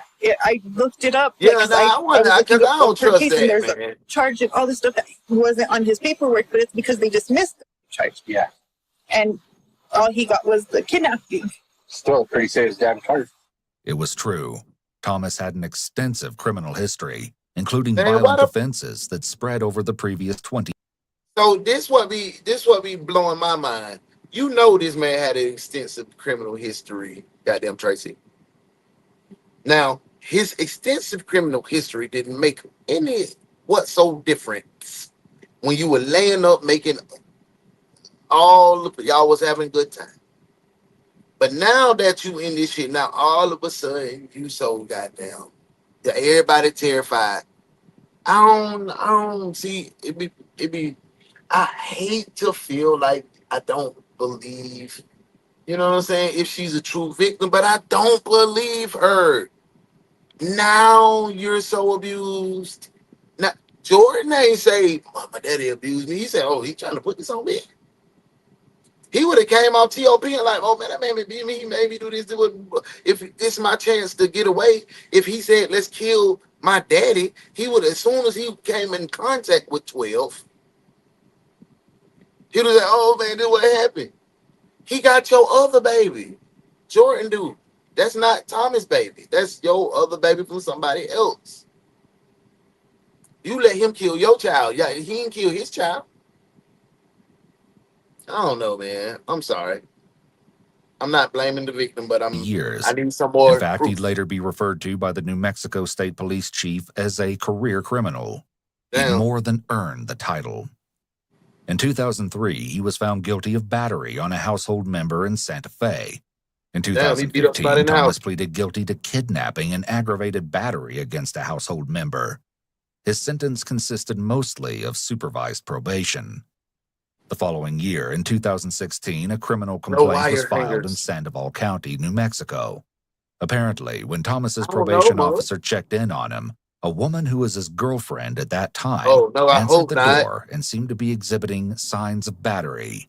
Upon word of the occurrence, a Santa Fe prosecutor filed a motion to revoke Thomas's probation. The judge found that he had indeed violated his probation. However, instead of serving the remainder of his sentence in prison, as recommended by a state probation officer, the judge allowed Thomas to remain on probation. On November 20th of 2017, the Santa Fe District Attorney's Office filed yet another motion to revoke Thomas's probation. This time around, he'd absconded. He'd failed to report to his probation officer the previous summer, and he'd moved to a different residence without being permitted to do so, as required by the court. Approximately 1 week later, Jeremiah was dead. I don't want to know everything that happened, but I want you guys to know everything that happened. I want to know everything. Well, I want you guys to know everything that happened to me. I don't want to know the details of it. You already know the details now, Tracy. Now, God dang, Tracy. Come on now, Tracy. Tracy. Don't get up here and y'all not finna run my blood pressure up today. I'm not finna do that, bro. I'm relaxed. I'm feeling good. Like I'm locked in. I'm really focused on what, you know. But Tracy, don't get up here and act like a plumb jackass. With was arrested for murder? Ben, will you just... Did he do it? Oh, I can't imagine that he did.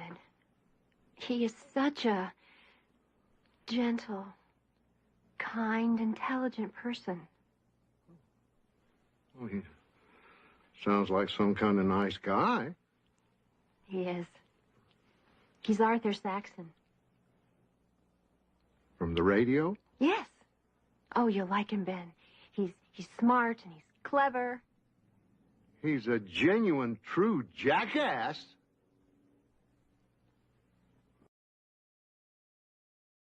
Stuff I already know is too much. T, that's a good comment. If he wasn't a psychopathic, narcissist, jelly bean killer, he could have been an actor. He had Hollywood looks. Exactly. So how the hell he get with Tracy? How did he manage to get with Miss Mushy Mouth Tracy? Deion said Gummy Mouth killed her son. If she didn't do it, she watched Big Tommy do it. For real. And she know Thomas did it. But now she want to play like she made how my our old grandmas and stuff you say. And now she want to make like what is May like? Now she want to make like she ain't had nothing to do with it. Drugs. Drugs are the common denominator. Yeah, for sure. Tracy was right. It was all too much. And before all was said and done, There's gonna another life would meet its untimely end, one that no one could have ever predicted. You never say anything about beating him or anything like that? He said that, like, he scratched my Man, car. I wish I could see Tracy and then he said in the something about beginning. hitting him with the car and, like, See, I wish I could stuff see like her. that. But I thought he was just talking because Jeremiah never, he is a kid, he never complained. You know what I mean? Yeah. He never, and he went to me, he just told me, I can handle it. He's not, I can handle it. Yeah. Don't worry, Mom, I'm strong. I got this. And he got mad one day because he was going to hit Jeremiah, and I told him, I got up and I was like, don't touch him. And he was like, you want to beat you instead? I said, yeah. And so he beat the out of me. I had 2 black eyes. He broke my nose. I think Thomas was afraid of Jeremiah growing up, getting bigger, and beating the shit out of him. He would have. I think he had already tried once he threw the chemicals at him and stuff. Where the doctor report at? Baby girl, he broke your nose and gave you 2 bad. Where the doctor's report at? I need to see it. Did he knock your gums loose? That's why you mushy? Oh, nah. If that's the case, now Tommy, you a bitch. But Miss Tracy, I need some proof. Yeah. He was like, this kid is... Because this ain't come up until your baby got killed. And then your baby been missing for months. You was laying up with this man. Is that the psychopath? Is that the psychological hold that the victims usually have with the perpetrators? Because I'm not a woman beater. I don't know this shit. I watched my mama get punched on, but touch Jenny Dallas, but Red, Mario, Sean, all these niggas came. And we did what we did. We jumped their ass. But I ain't say it 1-on-1. Yeah, we jumped the fuck out of nigga, beat him down. Red could have handled that by himself, but hey, man, that was my mama. I wanted to get me some little 10 too. Feel me? But yeah, nah, man, I don't know how it works. And then my mama, that time but when we did that, she ain't go back. It wasn't no get out the way, none of that. Jenny didn't play by her children, so that's my example on what, you know what I'm saying. So I'm confused, man. Y'all know Tracy didn't always look like that. Let's get back to the case. Yes, he probably You heard did. that correctly. Jeremiah had chemicals thrown on him, and that wasn't even the worst of it. I think you're exactly right. That's exactly what it was. He knew Jeremiah was going to be bigger and stronger and smarter than him, and he saw another threat. Yep. People with antisocial personality disorder can have very primitive instincts She in the sense absolutely that should they have left often that have fool, to feel man. like the alpha or the dominant member of the family, the group, or the gang. We don't know a lot about Jeremiah's personality, but maybe the young boy had qualities that Thomas sensed were a threat to his alpha role in the home. Additionally, people with antisocial personality disorder demand total obedience from those they believe they lead. They will often feel insulted or personally attacked if someone in the family or group defies or challenges them. They will often retaliate against that person. Thomas look Only fucked they up. will I do mean, so in bad a now. manner that Right is there. far more severe than He like whatever a the little family turtle. member or Turtle. group member did to them. People with antisocial personality are highly Oh, they spiteful got me and Tracy. vindictive. So They got me Tracy right up. Let's see. Let's big it up. Yeah, Tracy wasn't. She wasn't. Oh yeah, but she was alright. She wasn't ugly. She was. She had some. She was pretty in her own way. He looked like he got down. He took all the life out of her. You can see he drained the life out of that lady. That's all on Tommy, man. That's on Tommy, punk ass. this contributes to the severity of their retaliation against others for what they perceive as an offense. They also hate being that's exposed to the definitely TP. group as being a tyrant. That's definitely both of them, TP. And I ain't talking about R. Kelly, but no. Even if they are. If, for instance, Jeremiah called Thomas out for being Man, unfair or look, cruel, Jeremiah, man. Thomas was Oh. exposed to the rest of the family, and his position of power and control in the household was jeopardized. Or at least, this could have been the way Thomas saw it. Cadaver dogs arrive at the scene as law enforcement prepares for the next steps in recovering what they believe to be Jeremiah's remains. Tracy has to take you back now, okay? But we're My gonna friend, keep my you old girl updated. who We're gonna boyfriend keep said you go to I'm last gonna be week. at your Yo, office. Will you Yeah. tell him Savannah. that no, please, just so I We can. will. I promise you. Who went on the run? Had the blonde hair with the ponytail. She was sitting like she was unfazed. Yeah, Savannah ass. Okay. Thank you. Good luck. Thank you. Thank you. We're gonna do our job. I appreciate you. I do. Please. As the It's cadaver Shanann dog and begins his again, undertaking, and again. a That's what detective they references a ghastly claim made by Tracy earlier that day. Let's go, bitch. She said she's been out there twice. Yeah. She even said that he moved the body.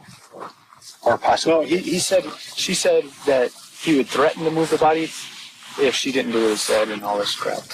So she didn't know where he was at. Shut up. But Shut the up. How's canine that a good reinforced apple? Tracy's assumption that they'd located the correct area. Man, Tree shut up, branches had been Charlie. arranged in a pile, an animal skull placed on top. The cadaver dog signaled to its handler that human remains lay there below the surface.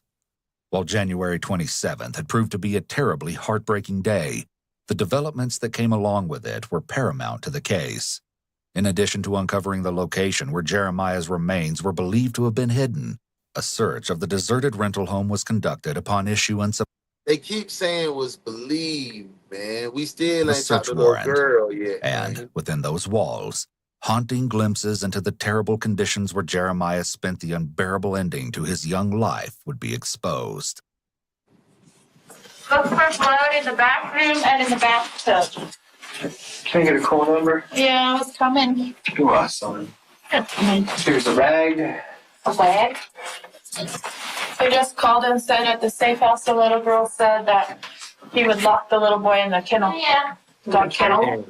Even seasoned members of law enforcement can't believe what they Why is that? That is the perpetrator's favorite form of child abuse on the kiddos.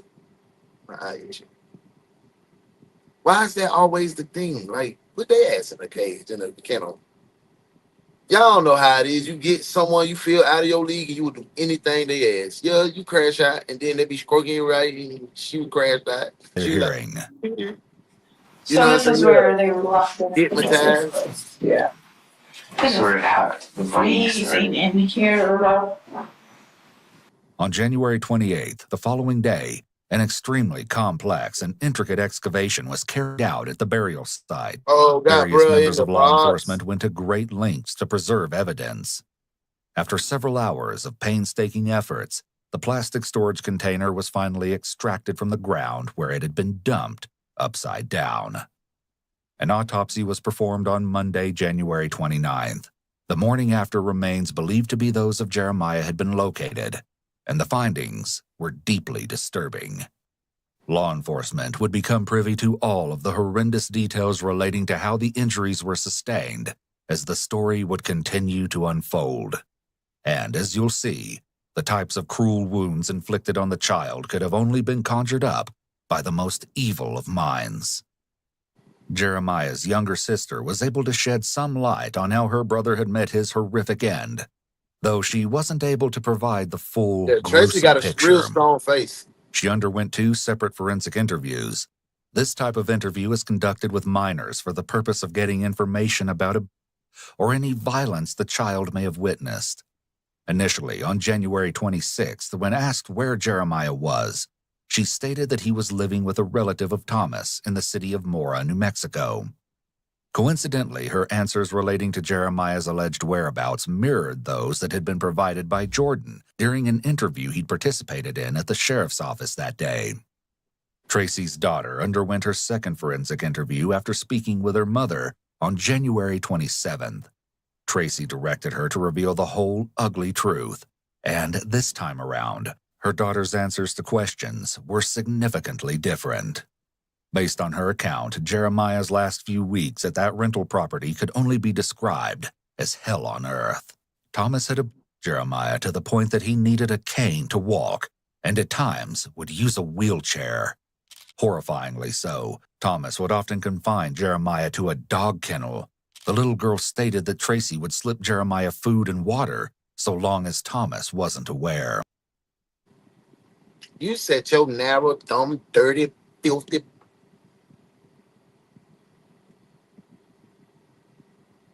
You slipped him some water, Thomas, so you're going to find out. You let your son go through that. You watch it. You let your child go through that. Watch it.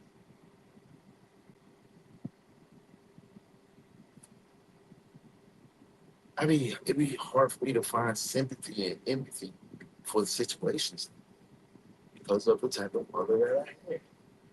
Would she get on my ass? Yep. She ain't let nobody else get on my ass because she gonna crash out. Straight up. And that's what I expect. My wife now, she can crash out by the child. DJ too. DJ ain't she didn't birth DJ, but that's his other child. She crashed out by the child. Straight up. I can't mess with y'all, man. I can't respect Tracy. Ain't nothing about her Pete. I know y'all saying, oh yeah, she might have been abused, she a victim, but when it comes to your children, man, when does the mother bear instinct kick in? Like, it's not one of you ladies in this comments, in this group, in this live right now, that would allow that to happen. I just don't believe it. Back to the case. She confirmed that Jeremiah had died around November 26th after suffering an especially brutal beating at the hands of Thomas. After the blow subsided, a bloodied Jeremiah was shoved into a kennel by Thomas, and also Jordan. Tracy's daughter assumed that was where he died.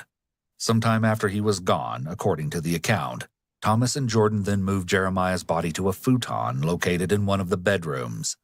A few days later, Thomas, Tracy, and Jordan transported Jeremiah's remains to the isolated burial site. Tracy's daughter stated that she remained at home. Thomas provided her with explicit instructions. Should anyone ever ask where Jeremiah was, she was to state that he was living in Mora, New Mexico. However, the story behind the tragic death of a young boy was much more sordid than originally met the eye. It was a case where looks certainly were deceiving. The most unimaginable of betrayals was about to be exposed. You'll be absolutely stunned by what you're about to hear. I think they were both in on it, her and her. So, tomorrow, when we, I'm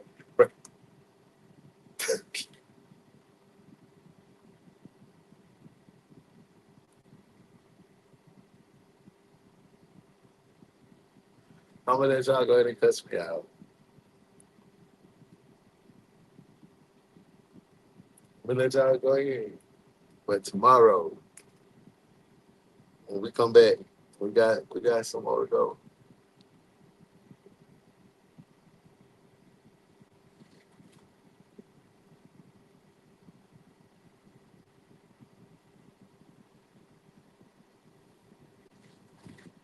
All right, let's go.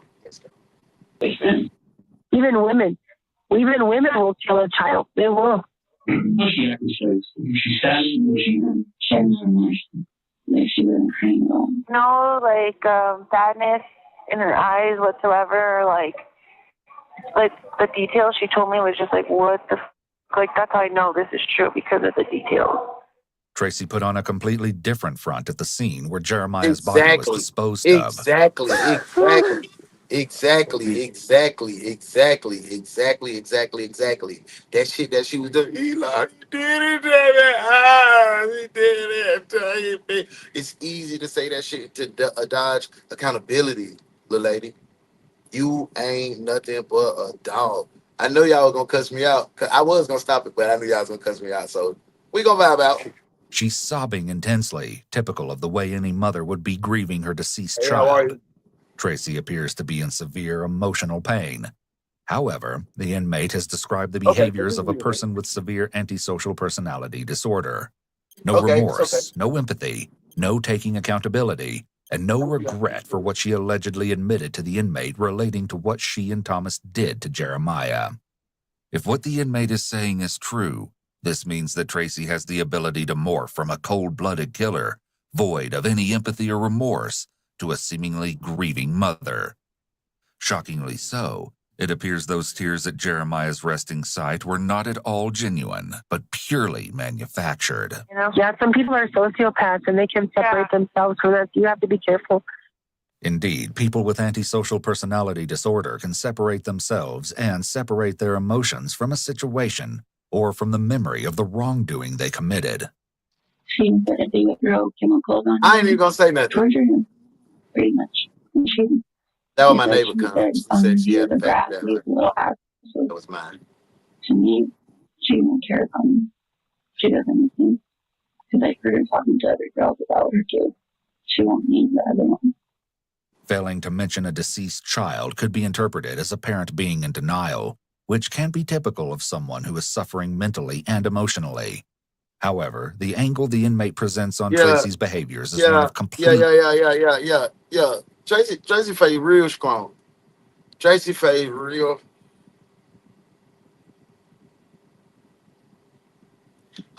Her smile is a combination of a frown. It's a frown and a smile. It's like... That might be a face of an abused woman, though. Because, look, it's not even a smile. It's like, help me. Real shit, don't that look like a call for help? Let's be honest. That look like, you know, what else up my head? Her eye is kind of a little droopy over there now. She don't look like she been sleeping well. Like, I don't know. We got to get... y'all lucky I love y'all because I had it all planned out. Lack of empathy and regret. You see, detectives knew Tracy was likely involved in her child's death from the very beginning. Armed with the preliminary information provided by the informant, they weren't buying Tracy's claims that she was just another victim, thrown into the mix of unfortunate lives who'd crossed paths with evil. Among the leads that came pouring into the Santa Fe Sheriff's Office during those first several days was a crucial account that started with another phone call. That's what I feel. The woman on the other end had recently engaged in some strange encounters, and she felt compelled to share details with law enforcement. The detective visited the woman, her husband, and their daughter at their home that very evening on January 29th, and what they had to say would answer quite a few questions. However, many new ones would be raised as well, including the possibility of Jordan's involvement in the circumstances that led to Jeremiah's death. And as luck would have it, Jordan had taken part in another interview himself earlier that day. Detectives were able to use details Jordan alleged stacked right up against those provided by the woman and her family. How's it going, sir? Thank you. Hey, a few more comments. Everybody might be at 150 XP points, y'all. Thomas is your cousin. Keep getting interactive. Keep working the right side. Jordan came right today. Work the emojis. I appreciate y'all. Thank y'all. Anything to why he's been bringing property over here or anything? Let's go be. He said that they lived in a house. They were renting a house or something in Albuquerque or Mambert or something, and they needed to move out of there because it was haunted or something. And was this recently? No, it's been like a month or two. Then, several weeks prior to this interview, she explained, there was an evening when Thomas showed up, unannounced, with Jordan, Tracy, Jeremiah, and Tracy's daughter. Little Jeremiah was a handsome little man too, man. And little Jordan, man. Like, I mean, like, Tracy wasn't no bad looking little dude. I mean, little woman, but she just looked like she been through a lot in her life. Right, Tam? He was abusing her too. If he was abusing her son, she probably is getting abused. Yeah, that is a good point. She definitely has the face of a woman who. I'm gonna go back to the case. I'm supposed to be being good, Mom. She invited everyone in for dinner. However, Tracy and Jeremiah stayed behind in their vehicle. According to Thomas, Jeremiah was sick. I know what you mean. After dinner, Thomas's cousin packed meals for Tracy and Jeremiah and took them to the vehicle. However, she wasn't able to It observe do. much at the time, It do. other than it appeared that Jeremiah was seated in the back of the vehicle. It's very possible that Jeremiah had serious injuries, so he stayed in the car, or was forced to stay in the car, so Every Thomas's single cousin and the rest of the one. family in the It looked like something that come from the Saw series. Every house is nasty. Every single house, except yesterday. No, was that yesterday when he put the lady in the freezer and then called and said she was still blinking? Was that yesterday? His house was nice. His house was really nice. Tommy put them folk through pure D. I'm talking about pure D. home wouldn't see him. It was so dark, and I think he was wearing a hoodie and had his head down. I never met him, though. Damn. She recalled a more recent visit, which marked the start of regular visits that came shortly thereafter. Damn. It was only Jordan and Tracy's daughter who came around on this occasion, That's and they sad, had a man. special request. To ask if the dogs could, to ask if they could leave the dogs here because they had pit bulls.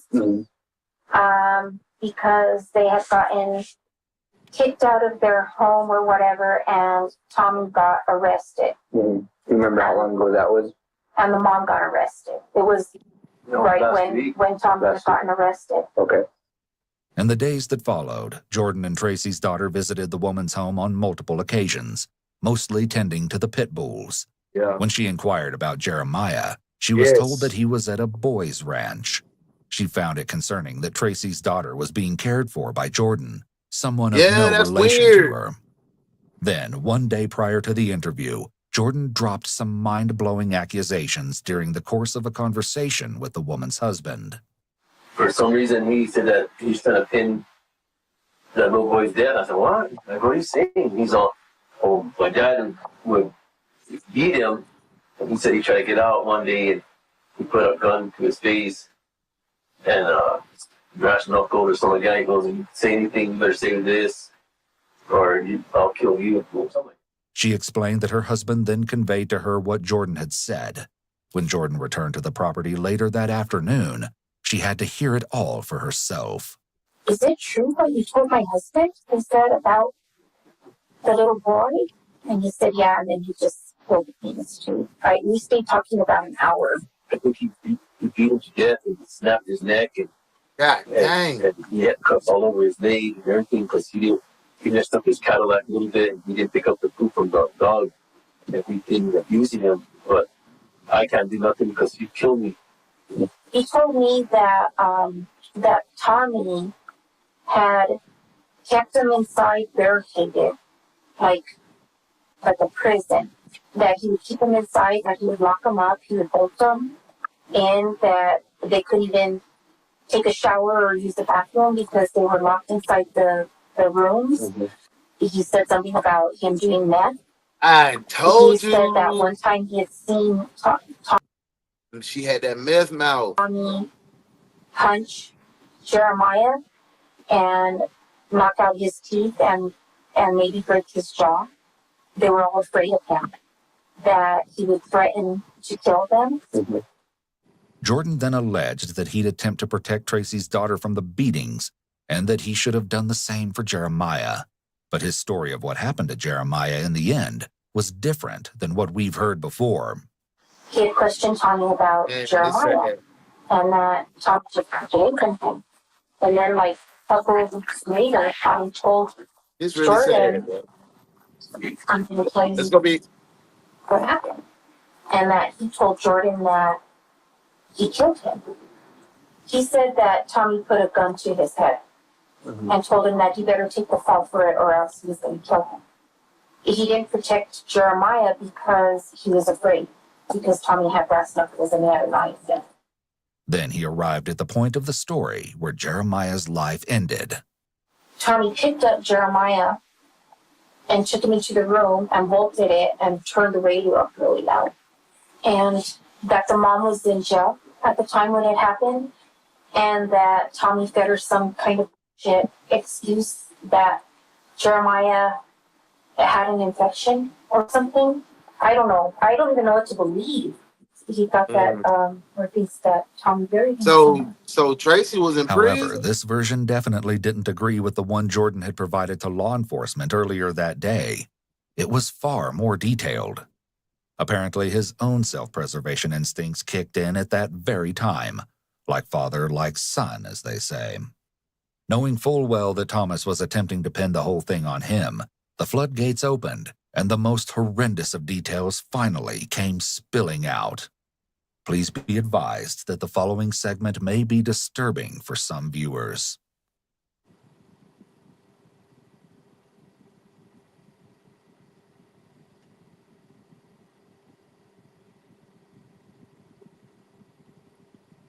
Y'all was supposed to get all this tomorrow.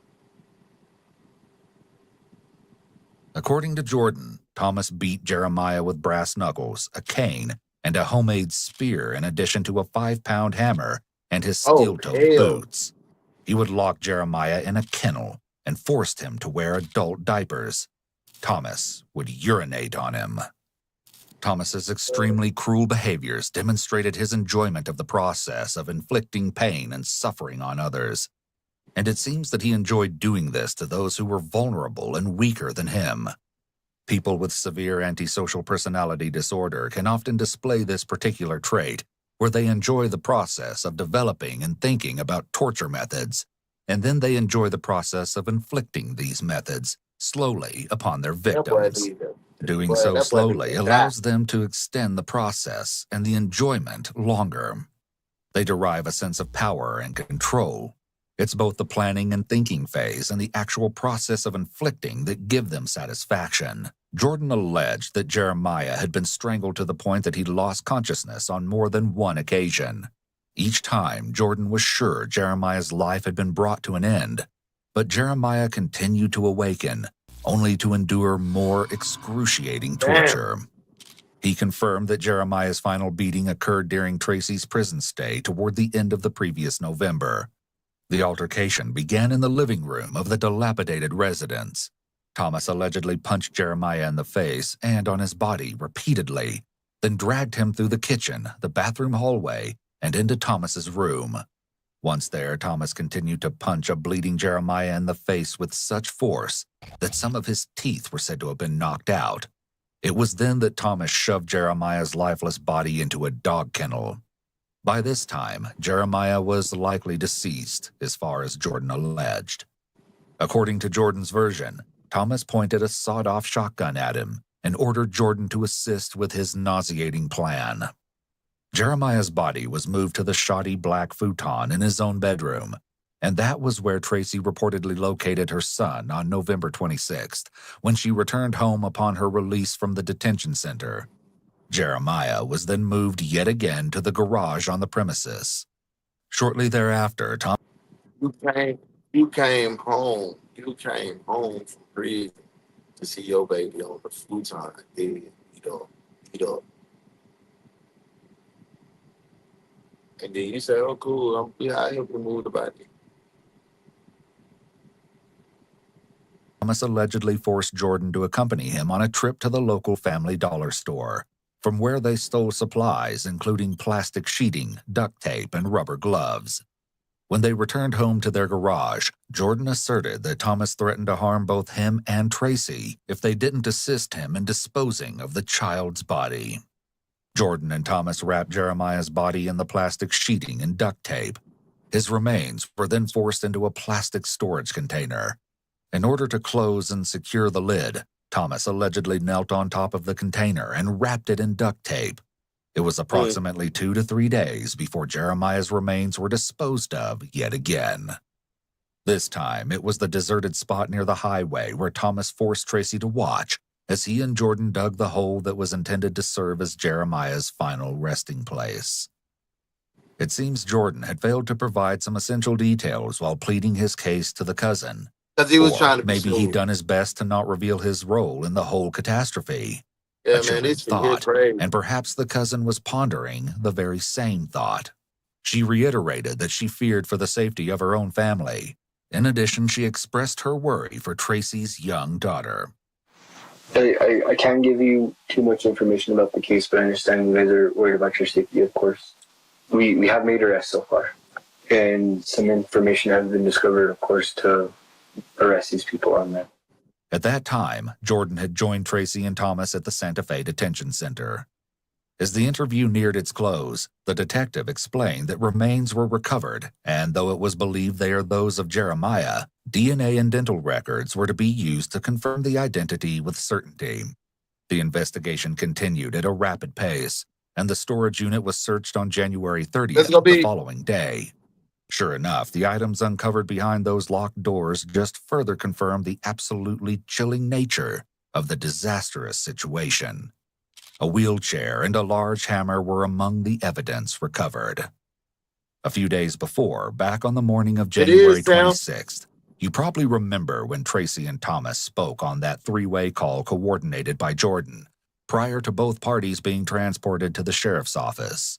I've been crying every fucking day. Like, I cry almost all night long. Every fucking day, no matter what. Like, I cry all the time. It's ridiculous. For burglar? No, for the people. For bug or no, for Ito. Bug. You just said for bug or sheesh. Bug was the daughter's nickname. That's my daughter's nickname. I call her Ladybug. She was my Ladybug. I just call her Bug. Bug was sneaky. Tracy doesn't sound like she's blaming Thomas for Jeremiah's death. She speaks as if it was inevitable, the way a parent would talk about their child passing from an accident or illness. But we know Jeremiah's death was not inevitable in any way. And there was more to that conversation. I am crazy and you make me more crazy. Yeah, I'm never make you anything. You're already crazy. Shut up. You're stupid. So, that sound like an abused victim there? That was an abused victim.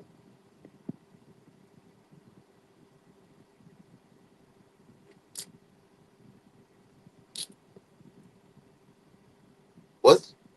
Let me know. I love you. I love you too. I miss you so much. I miss you. I miss you too. One of the most confounding things about individuals with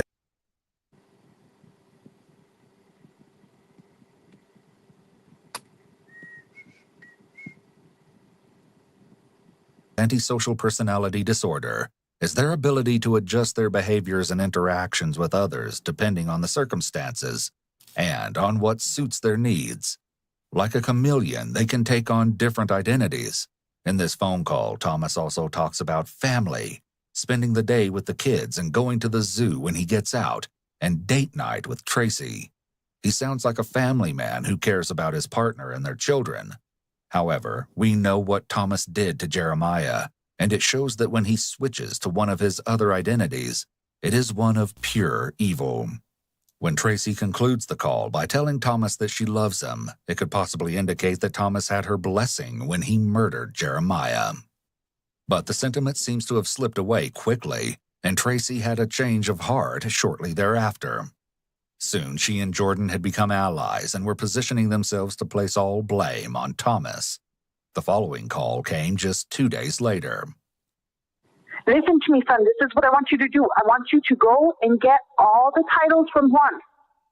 I want you to sign every single one of them. And I want you to sell all those cars.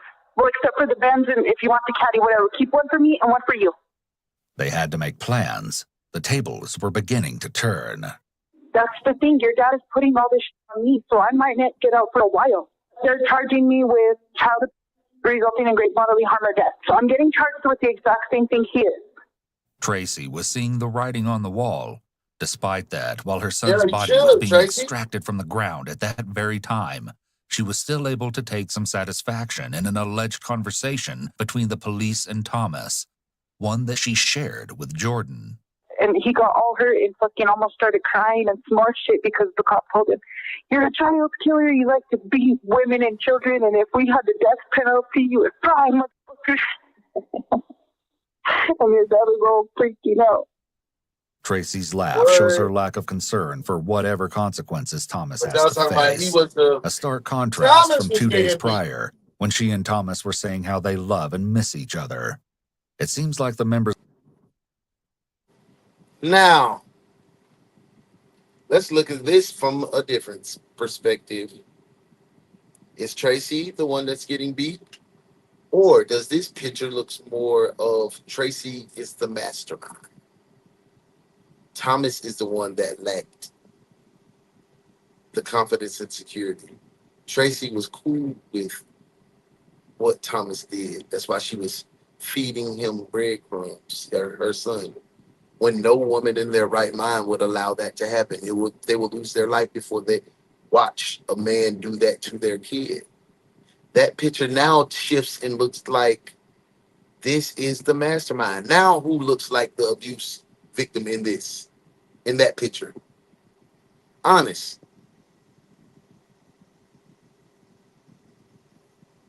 Just good conversation. Let's get back to it. of this family are able to shift in and out of different identities, depending on the circumstances. Yeah, bro has it should multiple also personalities. Be noted that during the phone calls with Jordan and Thomas, she still could be an Tracy accident certainly woman. does not sound afraid, nor There's is she no way in compliant hell in her I would have let interactions with Thomas, live after offering my despite child. previous footage of Tracy sobbing and appearing like a helpless victim Absolutely. That's when what in I the feel. presence of police.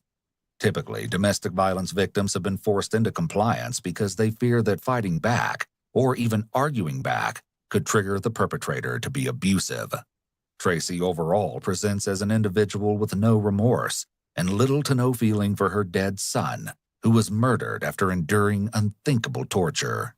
Tracy then reassured Jordan that Thomas's fate they definitely were fighting each other for sure. Police. He was a pay for what he did. Oh yeah, he's going to. The cops told me that they were like, "We promise, no matter what happens, he's not going to get out. Like, he's going to spend the rest of his life in prison." That prophecy would prove true, just not in the way you'd imagine. Their days were numbered. The truth was making itself known, and Jeremiah's existence couldn't be erased. The kid, known for his caring, friendly nature, had made an impact on many during the course of his short life. It came as no surprise when Jordan received the same charge referenced by Tracy. Of course, he maintained he'd had no part in the killing, as heard in a conversation with his sister on January 31st. They charged me with child abuse and causing death. I didn't even touch Jeremiah. He looked up to me. I loved him. He made me help him get rid of the body. He had me at gunpoint.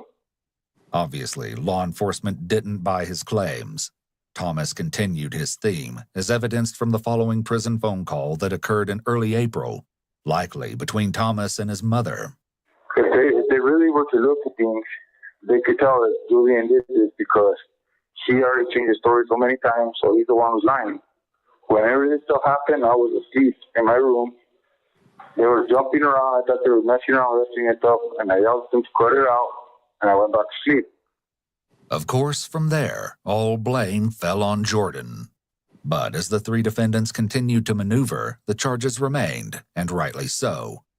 According to the autopsy, the cause of Jeremiah's death was determined to be blunt force trauma, and there was no question that he'd suffered ongoing abuse and torture. He had multiple jaw fractures and a recent fracture in his left hand. In addition, 3 of his ribs had been fractured, and signs of healing indicated the injury had occurred well before his death. However, the most unbelievably shocking development of all occurred at the end of April, and it would change everything. One more life had come to an end. It happened within a prison cell at the Santa Fe County Detention Center. The decedent had threaded a bedsheet through an opening between a metal bar and a window, a small area that lacked the sealant needed to prevent such an act. Thomas Ferguson was dead. On the wall read, "I died here." In a letter found nearby, he professed both his innocence and his love for Tracy. After Thomas's departure from the pending proceedings, the prosecution focused their efforts on the involvement of Tracy and Jordan in Jeremiah's death. Both faced at least a dozen charges. The prosecution asserted that it was Jordan who delivered the final deadly blow to the child. It's likely we'll never know exactly what happened behind those doors, nor who inflicted the final injuries that culminated in Jeremiah's senseless death. And though Thomas was able to escape legal recourse in yet another cowardly move true to his character, Tracy and Jordan had to answer for their involvement.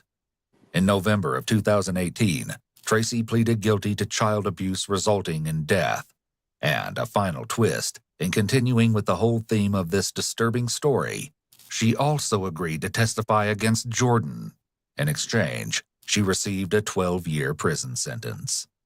Jordan accepted a plea deal as well in October 2021. As a result, Tracy's testimony was not needed. Jordan pleaded guilty to child abuse resulting in death, in addition to 2 counts of tampering with evidence. He received a 21-year prison term. At Tracy's sentencing hearing, her own aunt, Jeremiah's godmother, who'd cared for him and his sister over the years, summed up the case in one powerful sentence. It's easy to blame this on drugs and being the victim of a lousy excuse for a man, but the only victims in this case were Jeremiah and his sister. Facts. Facts, facts, facts, facts. I knew Jordan was not innocent, and he was the one that delivered the final death blow to little Jeremiah. Then got on the phone and got to lying talking about, I love him, he looked up to me. Yeah, you and your daddy beat that baby, man. Tracy did too. Your daddy took the cowardly way out. Call me what you want. Your mama was laughing, trying to blame it on your daddy. Y'all two got together trying to blame it on your daddy. Shit, y'all made me feel like y'all was taking turn beating on that baby. Y'all was together as a trio beating on that baby. So, man, that was a tough case to get through this morning. I ain't even gonna lie to you. That was a rough one. But we made it through. We ain't lock up too many people. We ain't lock up too many unnecessary people. We locked up the right people on this case. Everybody we locked up today was right. Yeah, we ain't lock up no randos. So, hey, y'all, man, I want to say, hold on, let's see. Did everybody make it to 150? Almost. About 4 of us didn't make it. But it's all good. We're going to get another opportunity to try it later. If you ain't got nothing to do, night shift. Night shift tonight. We'll start, say 6:15. See you at night shift tonight, detectives. I hope y'all have an amazing day. Be great. Do something positive. Reach out to somebody you ain't talked to in a long time, or just take your mom or your daddy or your grannies to lunch or something. Just do that. Love y'all. See y'all later.